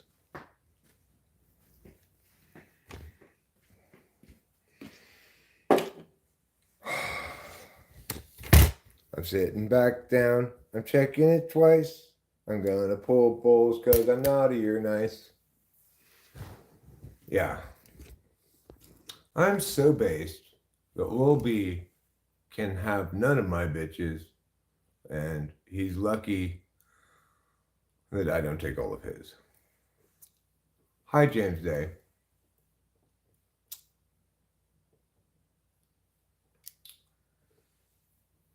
It's like everywhere I look, it's just non-stop skibbity bombaclats.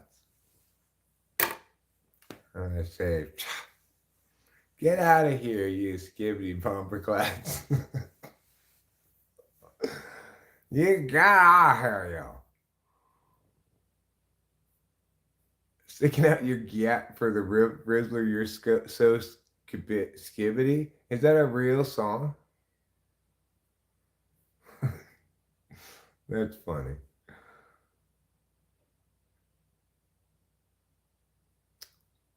Well, yeah, I mean, I live in a rural area. I obviously run into a lot of grapists. There's a grapist farm just down on Triangle Road, actually, that's for sale right now. Is that the Skibbity Bombaclat song? Sticking out your gyat?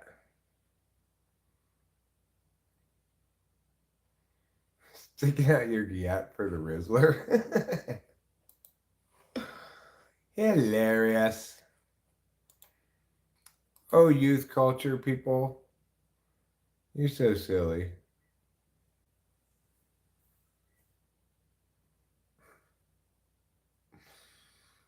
Boba Fett. You know what that means I'm going to do? I'm going to just play that song all the time now. Eric, what job could you never do? I mean, there are a lot of jobs that I'd have trouble doing. Prison guard, for example. That would be rough. I wouldn't want to do that job.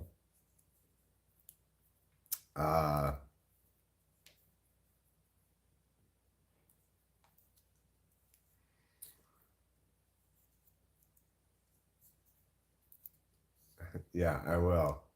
And I'll give it like 4 verses, 4 choruses, you know, just to make sure that Boba Fett gets his fill. Since he insists every time I'm live streaming, regardless of whether I play that song, to convey to me how much he hates it. I think what he needs is just a little more exposure to it, and then he'll understand how good it is. Yeah, I mean, I could modulate up and down, Ruben. A lot of things I could do to really, I could make it into a whole, like, 17-minute symphony section.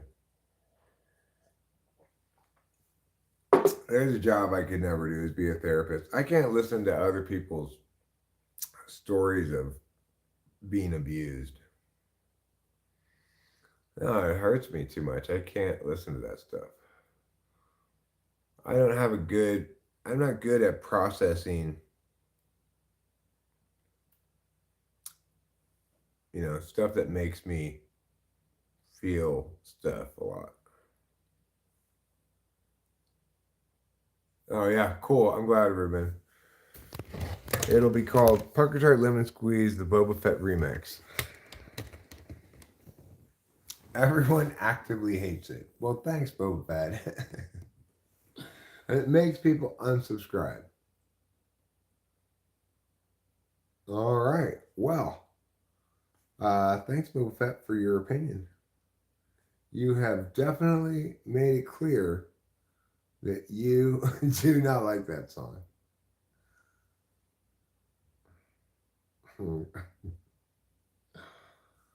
I'm glad that you've been studying the analytics so much as well. I like when people pay for a typing session to talk about their therapy for an hour. All because they dislike that song so much. That is surprising.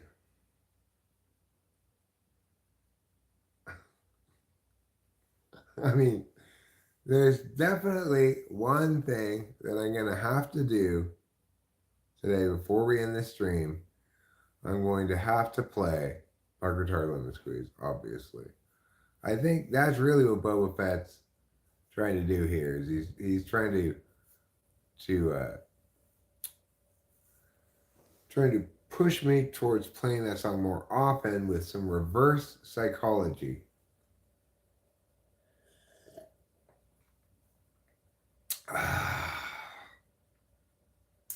I'm pretty tired tonight. I'm not super feeling super vigorous about really anything.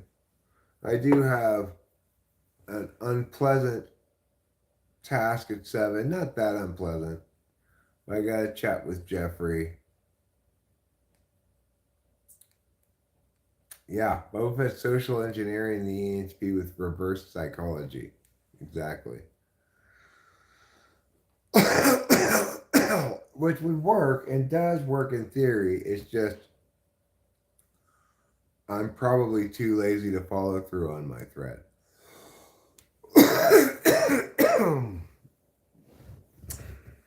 So I'm gonna poke this. I'm gonna poke this bowl so it is more clear. I use this one since it barely has any poking on it. But when it gets like this, as it is now, the only way to really clean it is to hit it with a little bit of um,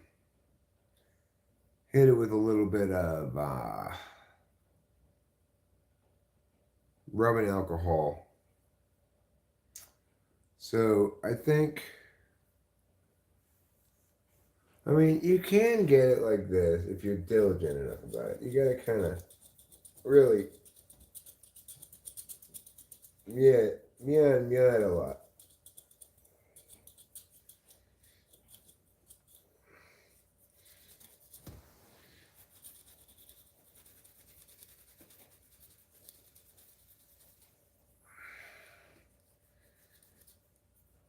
What's my biggest fear?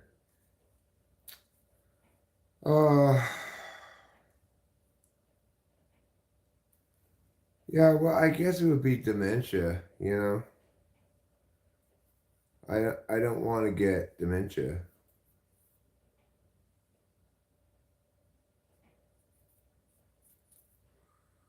but I try not to.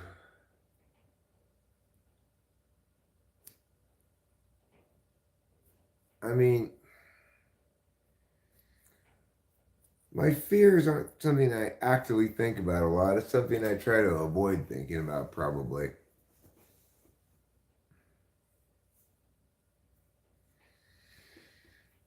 I'd like to think I'm not going to get dementia, but no, my granddad had it once. He died. Um, how's Delilah? Delilah seems to be doing fine. I talked to her not super long time ago. She's doing her thing in LA, you know.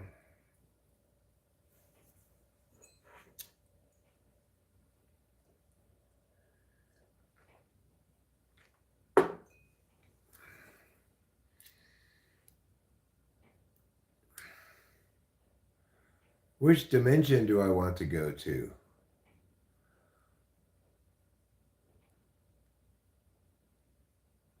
There's a genetic component to it, I believe, that you can get tested for a certain gene that would increase your likelihood of getting dementia like Alzheimer's quite a bit. Well, I don't know. My mom had it, so hopefully I don't have it. My dad did not have it. He retained his mental acuity all the way till the end of his life at 85. My grandmother didn't have it.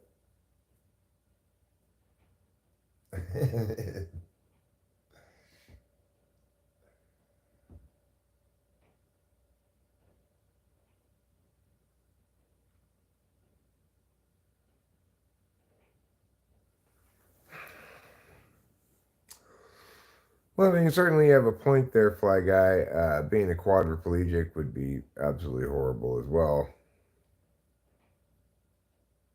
Um,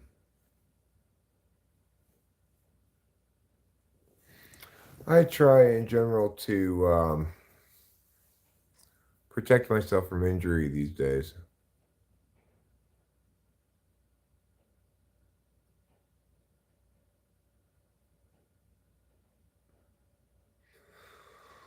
What do I think of terminal lucidity? I'm not familiar with the term. I'm guessing it means that right near the end of your life, if you have dementia, you suddenly get lucid for a second.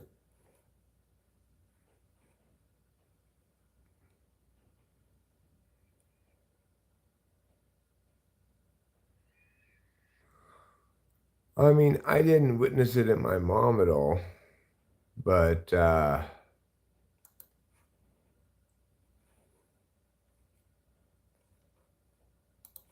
don't know.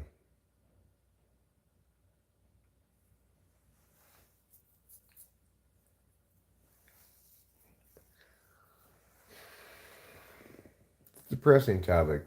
If I had my choice of afterlife possibilities, well, I guess I would go for reincarnation, probably. Um, you might say, well, a preferable choice would be that it's a simulation. We wake up and we live in a world in which every day we go to the simulation booth and we simulate an entire lifetime in a day's worth of time. In that case, you know you've got a lot of lifetimes ahead of you, and then you can postpone, but really you're just postponing the question of reincarnation, heaven, hell, or oblivion, right? What would I reincarnate as? No, I'd be a person again, I think. I mean, I think maybe I'll be a cheerleader in my next life, like I was in my previous lives. What inspired the Pucker Tart song? I was just riffing on some random jokes and stuff, interviewing Parker Tart Lemon Squeeze and the International Delight. And at the end of that interview, I uh, I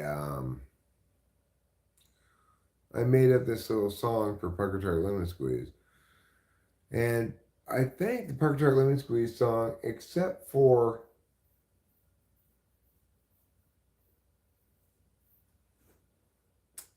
the bridge, is as it was sung freestyled. Yeah, I've been a cheerleader before. I'm going to be one again. I clearly don't have it out of my system yet. So,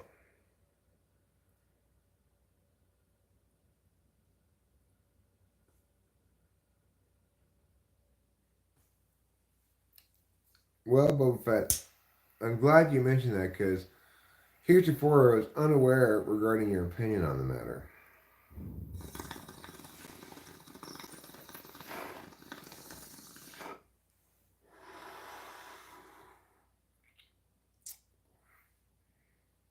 I mean, you don't like the Beatles, Boba Fett, so how much can one say about your taste? What if you don't reincarnate and there's no afterlife and this is it? Well, I mean, I forgot to do it off camera, huh? No, I get it, Boba Fett. You have strong opinions. Some of them you like a lot, some of them you dislike a lot. That's fine.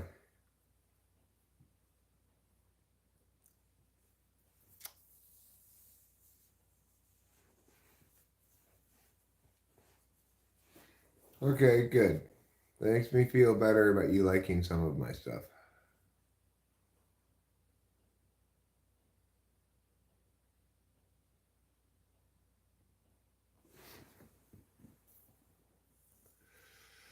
This big bong cup, you mean?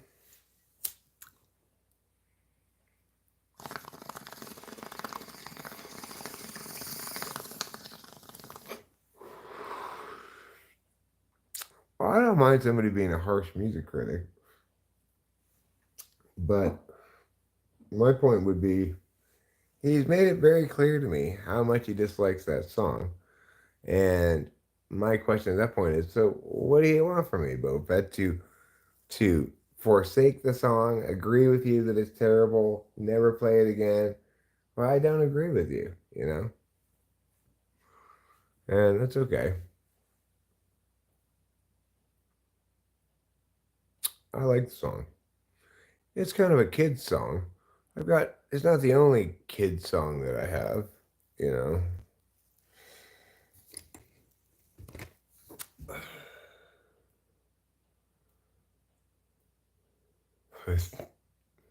Forsake, forget, disown. Well, I'm not going to do that, Boba Fett.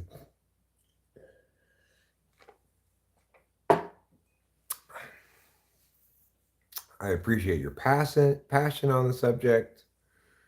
The fact that you feel that strongly about it as a song is so terrible. Well, at least it doesn't elicit indifference. Is Jimi Hendrix the best guitar player, do you guys think? Uh, I mean, I don't really evaluate guitar players against each other. You know, I guess I'm not paying attention to how well someone's playing the guitar. I may notice it if they're playing it poorly. Like, there's this song I like by this band Dayglow, and it's called um,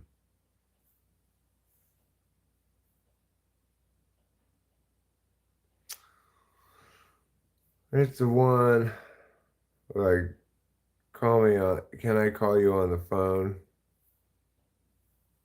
You know that one, Rachel? I forget what it's called. Anyway, in that song, uh, he plays this little guitar solo, and he's he does a really sloppy, poor job of playing it. Like he's obviously not a very good guitar player for leads at all. Although his rhythm guitar sounds fine, you know.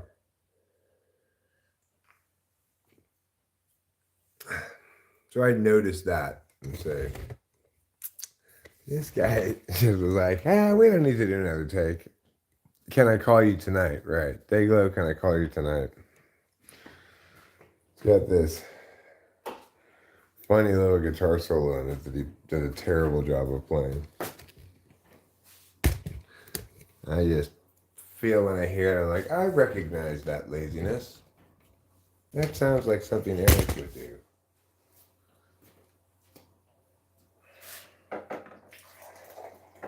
But the rest of the song sounds fantastic, and it's kind of endearing. It may be why he left it that way, even on purpose, you know.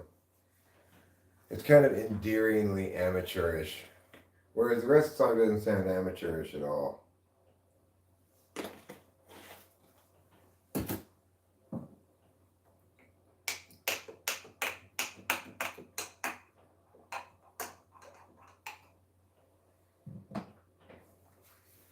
But yeah, I don't notice when somebody is good at playing the guitar because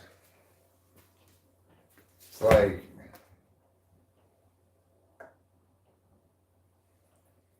if good at playing the guitar means playing complicated things that require like very dexterous fingers, well, it's just not how you make good music. And if I'm gonna afford someone the status of being a good guitar player, it's probably because they're doing cool things with the rhythm of the guitar, like have a variety of different interesting strumming patterns, stuff like that going on. But that's less likely to be noticed because it's playing its role in good music, you know.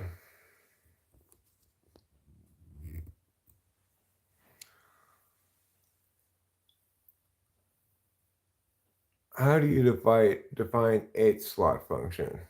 Well, I say it's autopilot, your least conscious function.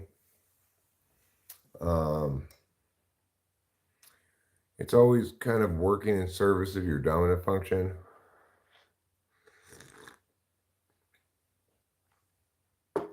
It's your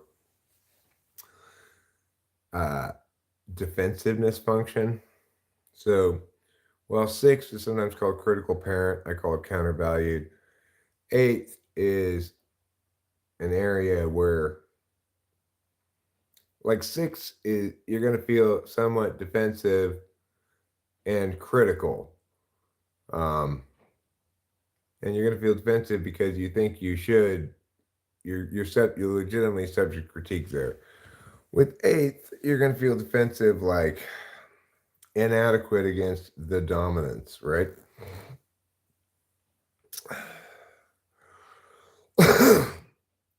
But you're also going to defend a lot your agency in that area. You're going to be very resistant to people trying to push on that area.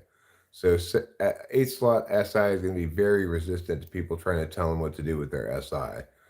Eighth slot SE, same thing, etc.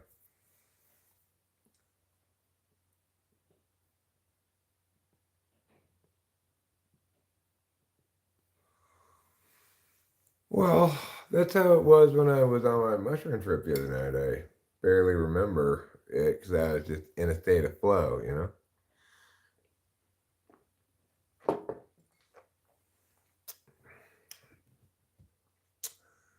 And in general, when you're in a state of flow that's creating, you're not remembering it as an experience because it's such a externalizing process, all the internalizing stuff, all the internal stuff is serving the external, like knowing whether you like the sound of that or not.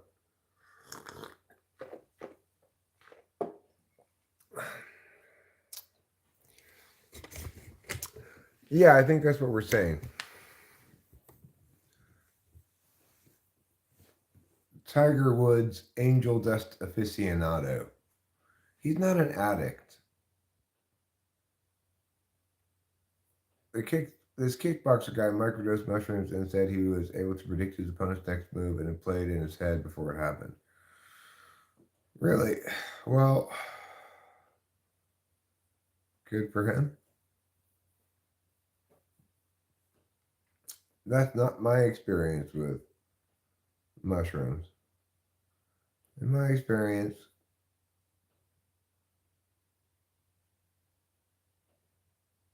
I occasionally take small amounts of them, but what I don't do after taking mushrooms is kickbox. So I think it was either sleeting or pouring in the rain that night trip. The night that I was on mushrooms.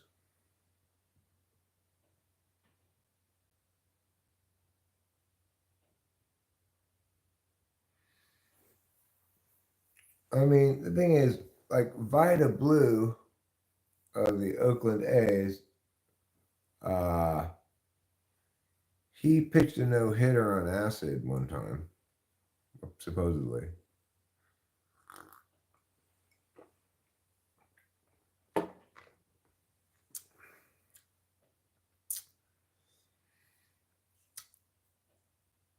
So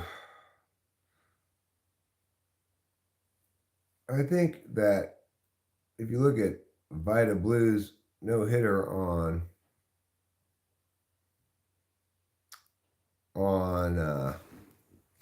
acid, well, I don't know if Vida Blue ever pitched another no hitter in his career. Um,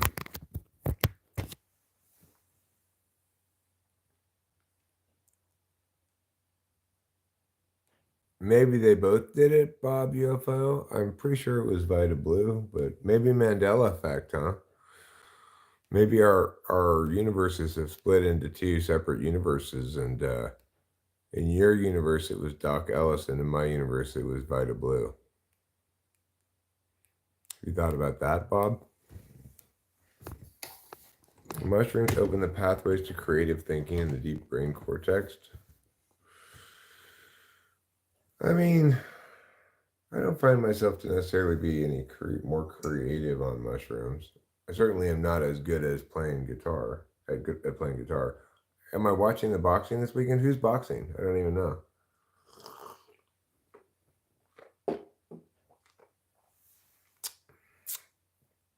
I probably won't get pay per view. It's a pretty rare boxing match that I'm interested enough in that I want to get it pay per view. 365, 66 this year.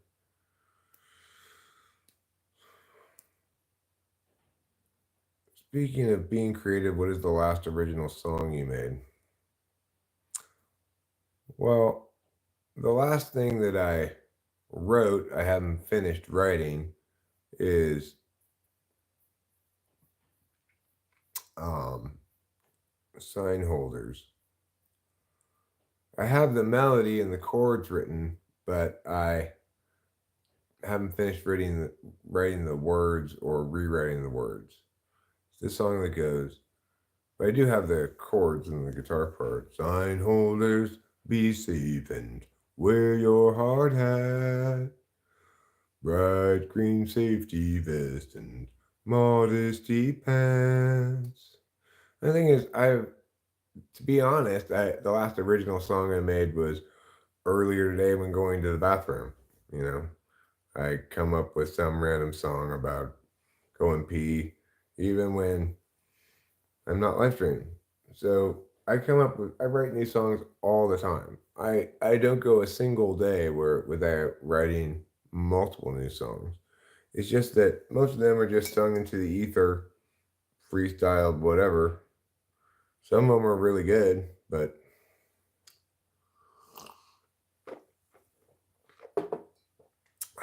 the most recent song that I play regularly, well, probably probably 100,000 million years ago, I would guess.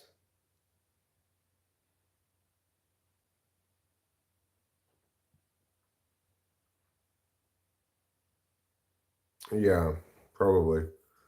Yeah, it takes some doing to make it into my repertoire of songs that I play regularly.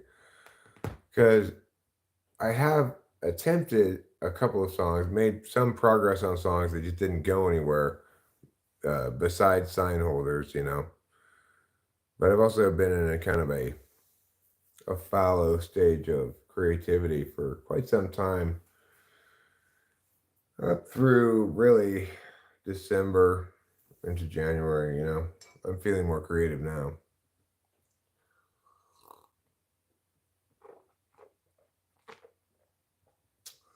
I'm not sure exactly how old that is, Black Guy.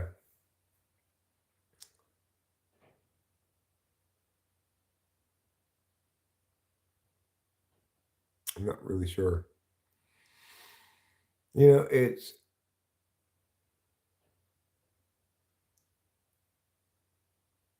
I probably do have other more new stuff, but you know, I uh I don't bust it out into playing it unless I think it's worth doing that. I mean, certainly it was before my dad died, and uh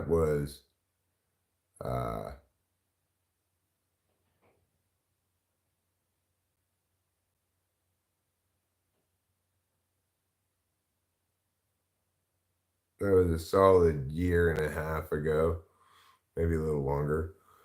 It was before that. Do I think my rut is age related? No, not at all. I think it has everything to do with the upheaval of the last year or so, and being completely knocked out of my normal state of being.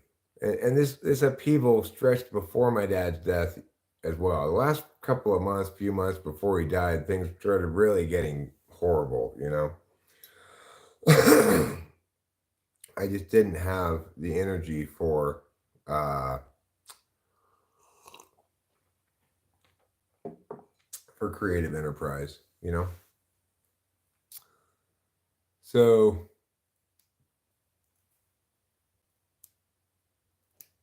well, I mean, yeah, I like I said, it's in the last couple of months, I have regained my creative inclinations, no problem.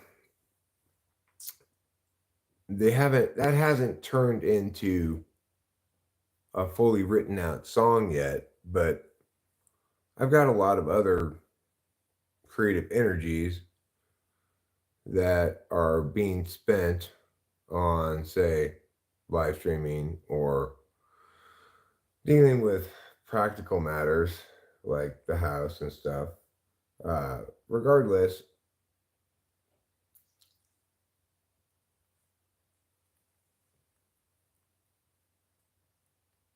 you know, I'm wherever I am right now in life. I've never been one to try to force myself to do things I don't feel like doing.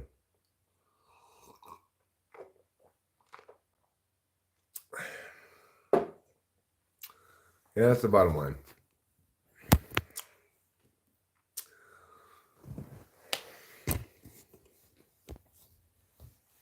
I'm feeling very alive again in terms of general productivity, interest, and stuff. Right now, my creative energies are directed towards live streaming a lot, in part because it feels like it has some purpose now. I'm getting subs doing this and it's vertical live streaming. It makes it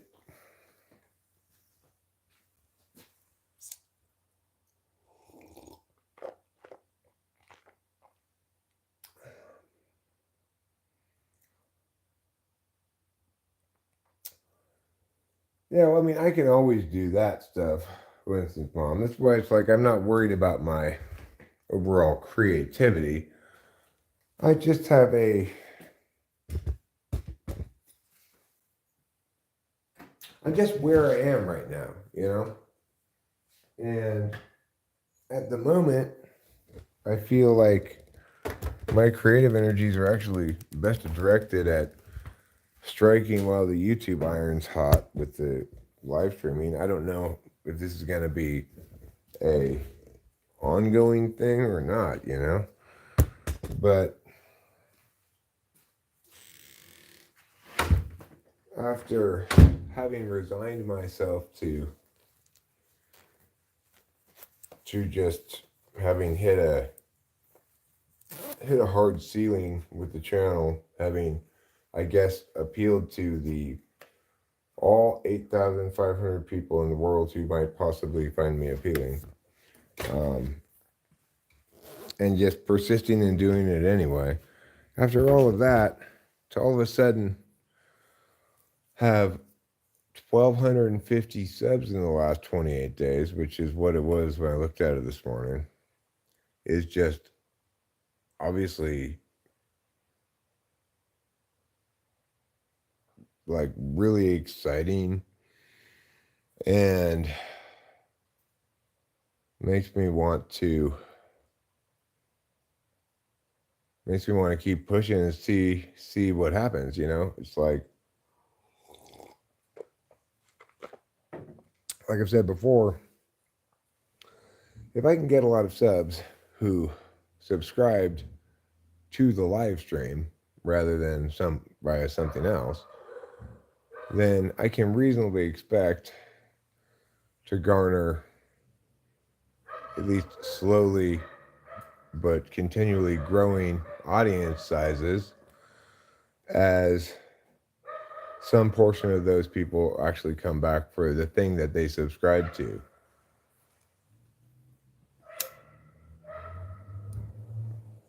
In contrast, that's a lot more difficult when you're talking about uploaded videos unless you have exactly one specific thing that you do every time and you're not reliant on really even like the sexiness of the topic or anything, you know?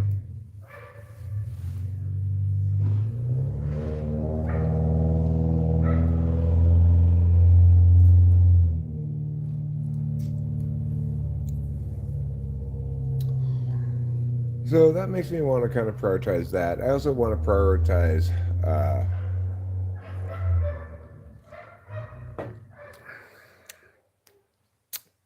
practicing and playing the songs that we already have in our repertoire. Um,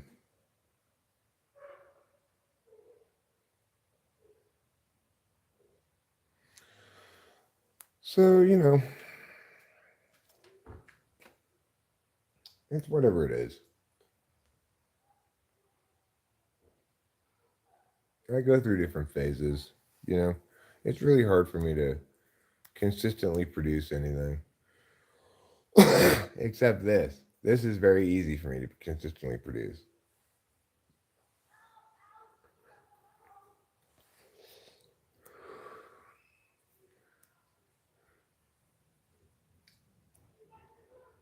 Live streaming makes every task I have to do more enjoyable or less painful, depending on the task. Most sort of tasks, anyway. Live streaming is a way for me to engage socially. I'm a fairly social person, but like on my terms, you know.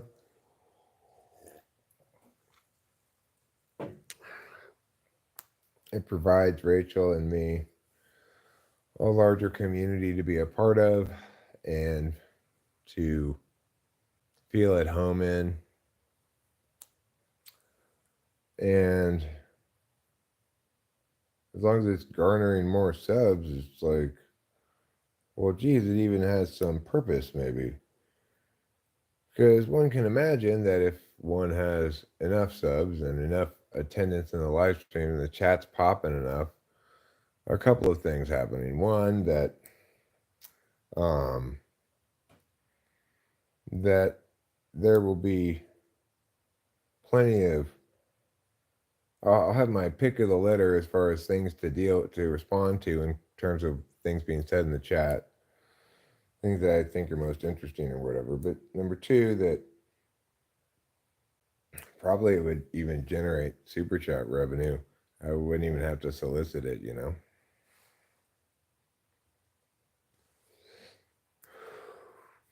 I mean, I already see an increase in that. Uh,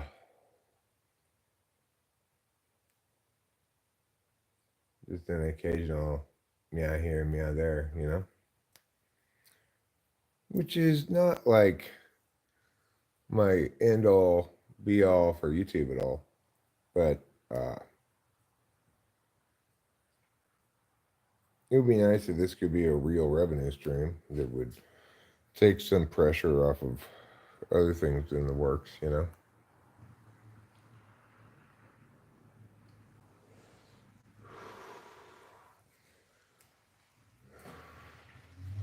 Because it's like we got this bill for the supplemental property tax on this house for like the total amount we'd already paid again. Wait a second, you mean our property taxes are twice as much? Because of why exactly? Well, it got reassessed. Well, it couldn't possibly have been reassessed at twice the value.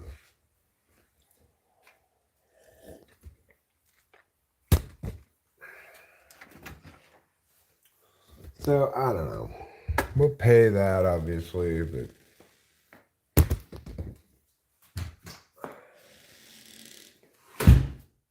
you know,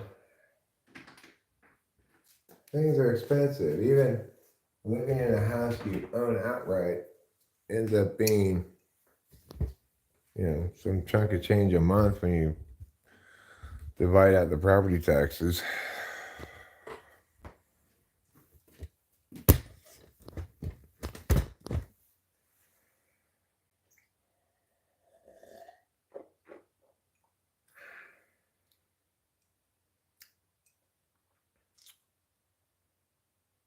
I mean, I don't, I'm not looking to get more typing service business, Fly Guy. That's not what I'm talking about, really. Although that would probably happen as well, unavoidably.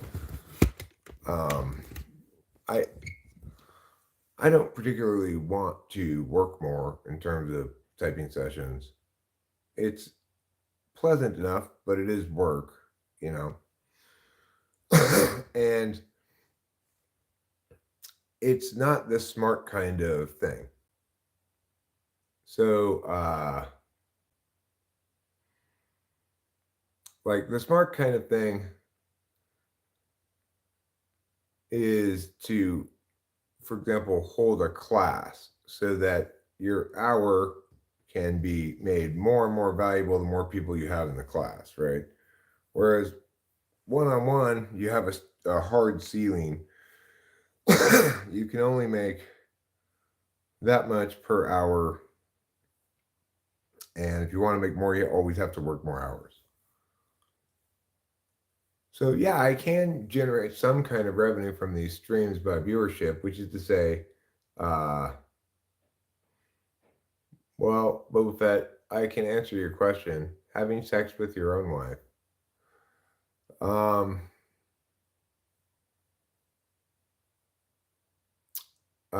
so the thing is, I'm not, obviously I'm not making much of anything on ad revenue in my current incarnation, maybe $100 a month or whatever. However, as I was saying, one can speculate that if instead of there being 20 people here right now, there were 100, that a certain, occasionally I'll get random super chats from somebody, meow, meow, meow, somebody new or whatever, that maybe it's $2.99, $1.99, $10 I got the other day for somebody from Thailand, that with 100 people here, that the number of super chats would increase.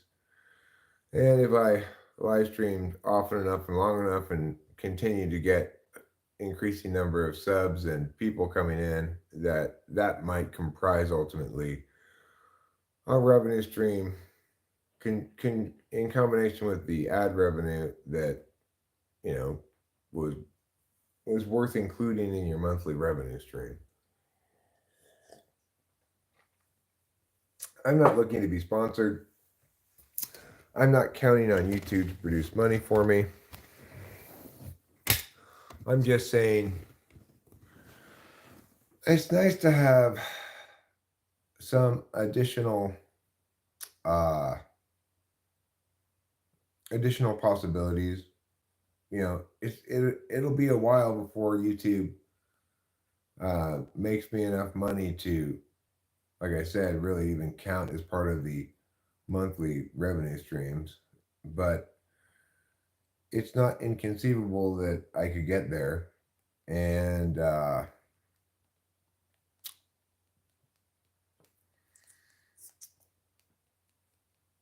so I rather I rather enjoy more live streaming now because of that reality that it has some possibility of having some use. But the other key thing is the reason I want to have more subs and more visibility is because I want more people to hear what I have to say. And you know, I believe that what I'm saying,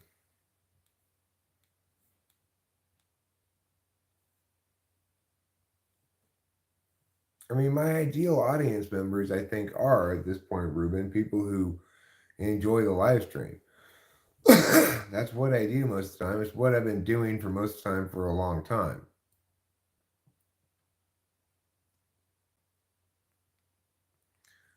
Well, I have a community. You're standing in it right now, Fly Guy.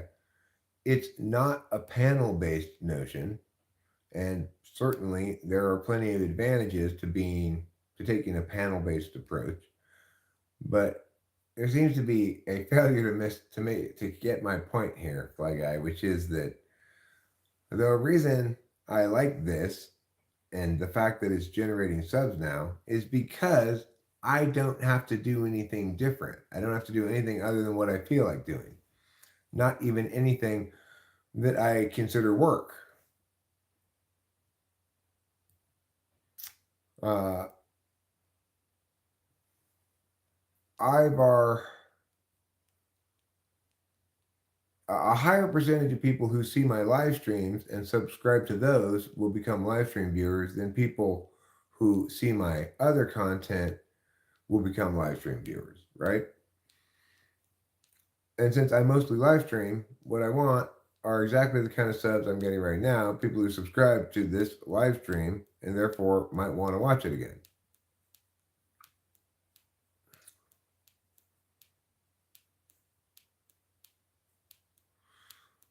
I see this as a fleeting opportunity that if you don't get your hooks in, will pass. I mean, the thing is, Fly Guy, there's no way for me to get my hooks in and then provide something other than hooks them and expect them to stick around. I might have one brilliant video that everybody loves so much and gets them to subscribe to the channel. And if I don't continue to make that kind of video, then they're not going to give me any additional views. So, what I've got going on here at the moment is exactly what I anybody could ever hope for, which is I don't have to do anything differently than I naturally do. I can, continue just being Eric. And it, instead of it being completely useless but pleasant for me way of hanging out, it now has some capacity to potentially have good outcomes as well. or at least improving visibility. I'm never going to be well advised to try to do something that I can't sustain over time.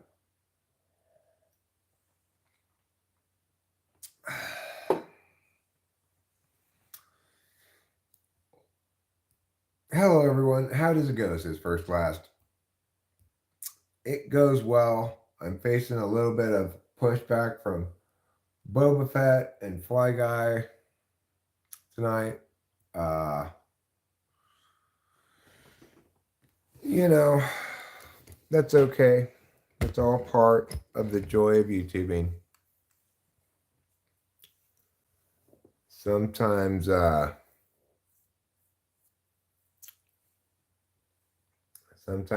people feel snippy, and sometimes get some of that snippiness.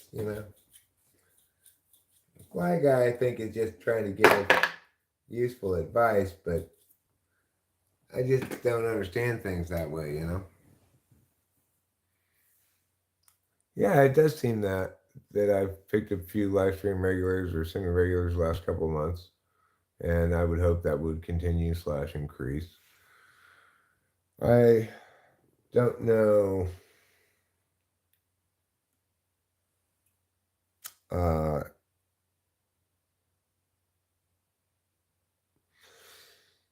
it's like I don't know if the algorithm say rewards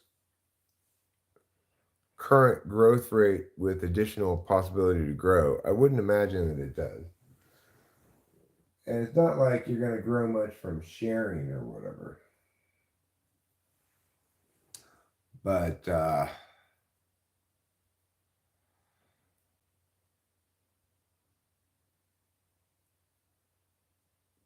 I was talking about Boba Fett there, Fly Guy. I meant to differentiate between the two of you. I think Boba Fett's being a little snippy. I think you're genuinely, trying to make suggestions you think would help, but you're just not feeling my SE8 lack of follow through, sort of. I can't maintain what I can't maintain. Yeah, the snippiness was directed at Boba Fett, not you. I understood what you're saying is just legitimately attempting to be helpful. Lady in Red kindly says, some of us talk our whole lives and don't even get close to the type of intellect that host Eric provides. Well, thanks. And not a lot of people are looking for that necessarily in a live stream, and that's okay. One can't appeal to everybody. I'm not interested in changing in substantive ways in order to generate more success. More like I know I can't, rather than I'm not interested in. Well, Boba Fett, I really do want this channel to go big. So, you know, I'm hoping that you're disappointed.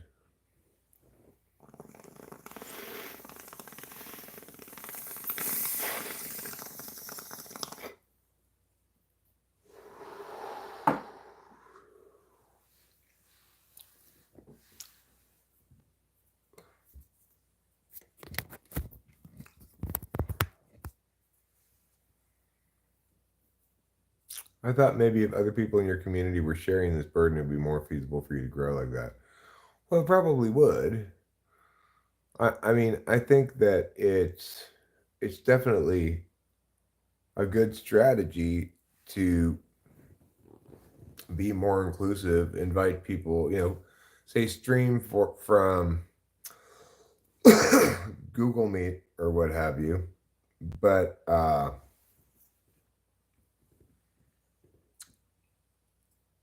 I can't really do that vertically. And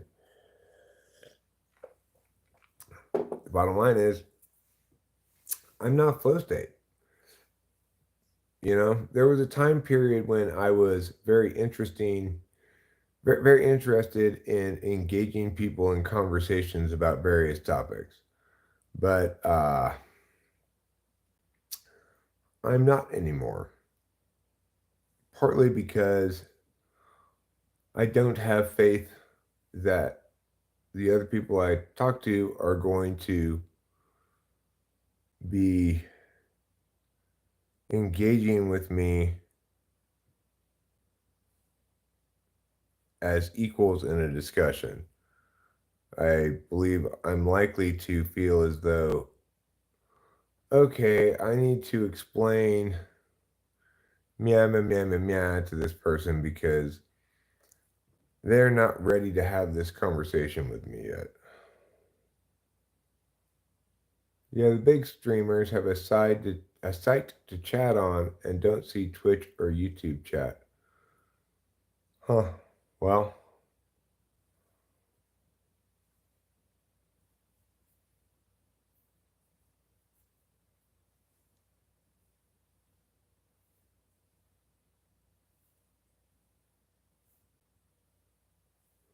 I'm not interested in dividing profits or whatever.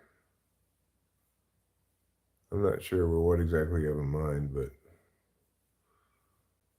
um, what I've learned in the past in attempts to integrate other people into the channel and such is that fundamentally what makes the channel appealing is me. To the extent that people like something else, then they're not really liking this channel. This channel is my autobiography as well as it is a sort of life project.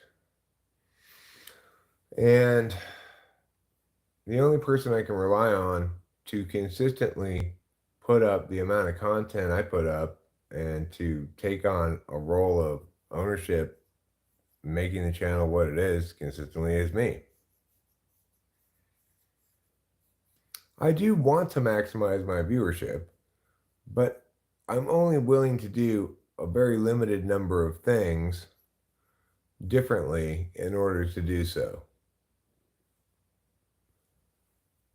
Uh, you know, I.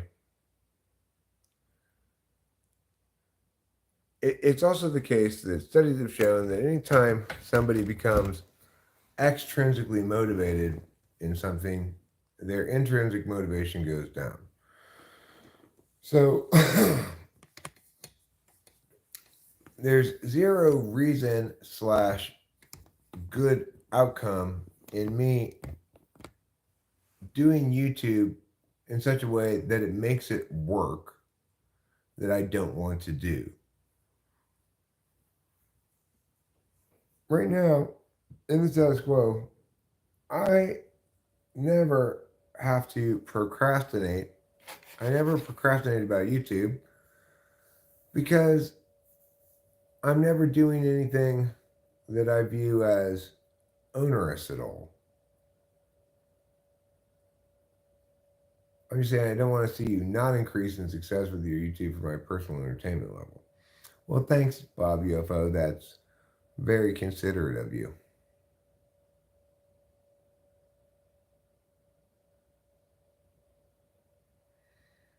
Ruben says, Eric, I'm looking forward to chatting about this. I think you can keep doing exactly what you're doing, how you want it. It would be different if you weren't so prolific. Right, I am so prolific, right? That would require a level of perfection.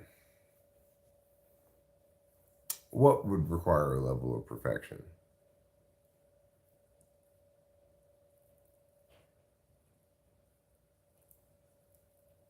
Well, I mean, yeah, that Discord server does already exist and people can hang out there if they want. And I don't have anything to do with it. And that's fine too. I don't want anything to do with it.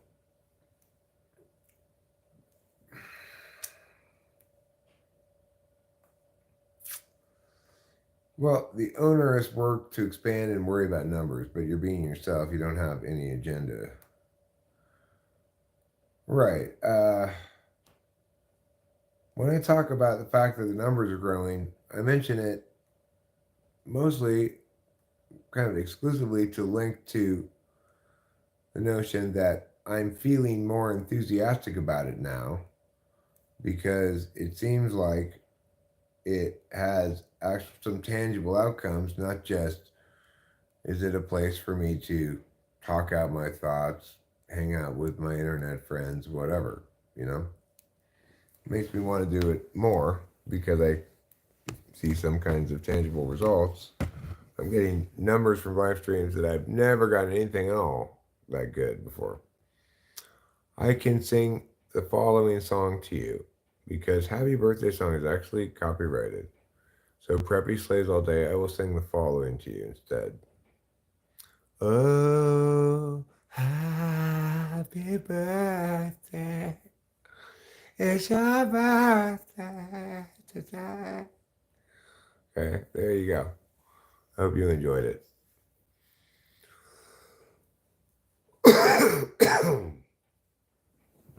So, what I'm going to do now, I'm going to go have a last health tube, and then I'm going to have to wrap this stream up because I have to talk to Jeffrey about Virginia Woolf's Mrs. Dalloway, and we'll see how that conversation goes. After that, I expect I'll watch a little television, um, perhaps some YouTube. One kind of YouTube video I've been getting into the last few days is I found this weird looking thing on Google Earth. Now let's go find it in real life and see what it is. I like that. I like that concept for a video. The last one I watched, he finally made his way all the way out to where it was. And it just turned out to be a big pile of trash. Rob West wants me to sing a song about no more songs. He wants me to sing a song envisioning a world where there are no more songs. No more songs tonight in your heart. No more songs again. Can't you see? No more songs for me. No more songs. No more songs. Like that, Rob West? Is that what you were requesting? He made a request that I sing no more songs. So I like to keep the audience happy.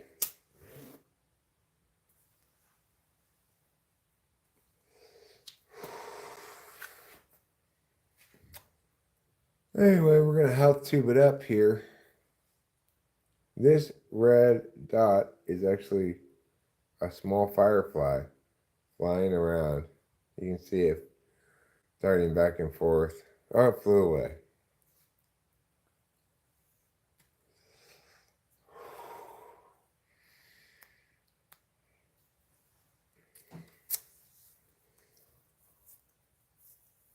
Oh, some old lady.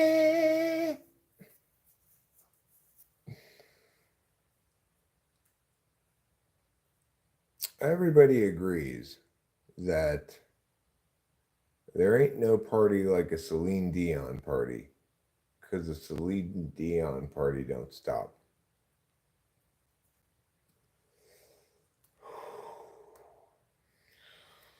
Mrs. Dalloway by Virginia Woolf. I never even read this book. Yes, I was assigned it in high school, but I didn't read it then, and I haven't read it since. I'm not about to read it now. I've made it this far in life without reading Virginia Woolf's Mrs. Dalloway. I'm not going to give up now.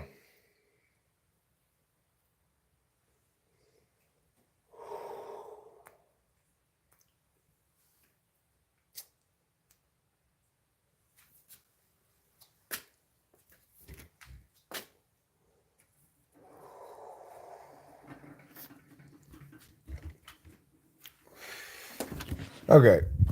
Now I'm going to go to the bathroom.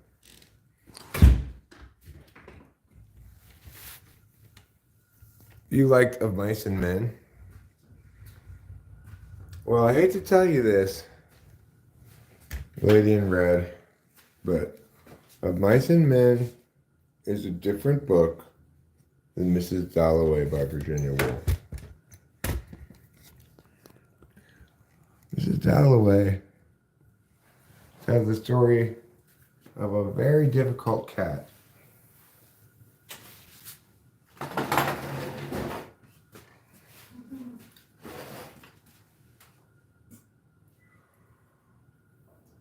Oh, yeah.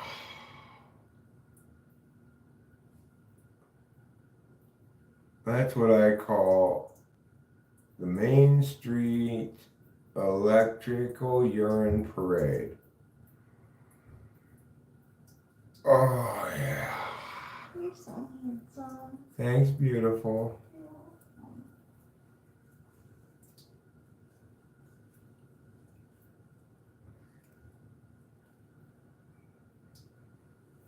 Ah.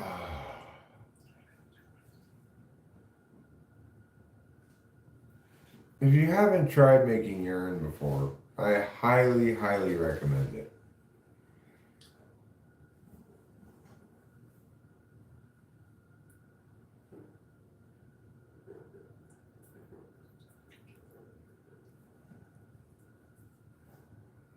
It gives you an overarching sense of relief and satisfaction,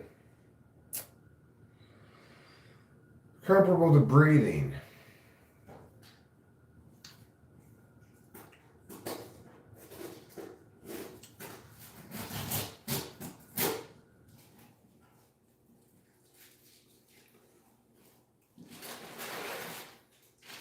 All right, well,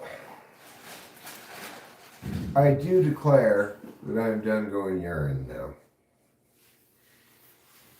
I have made all my urine in the toilet tonight.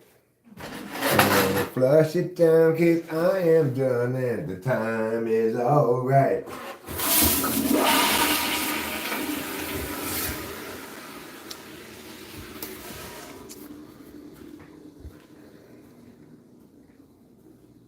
Okay. No, I didn't actually poop in this pre instance. So I gotta bail. Gotta talk to Jeffrey on the phone about this horrible book. So see you all tomorrow. Good night, good luck, sweet dreams. Don't let the bed bugs bite.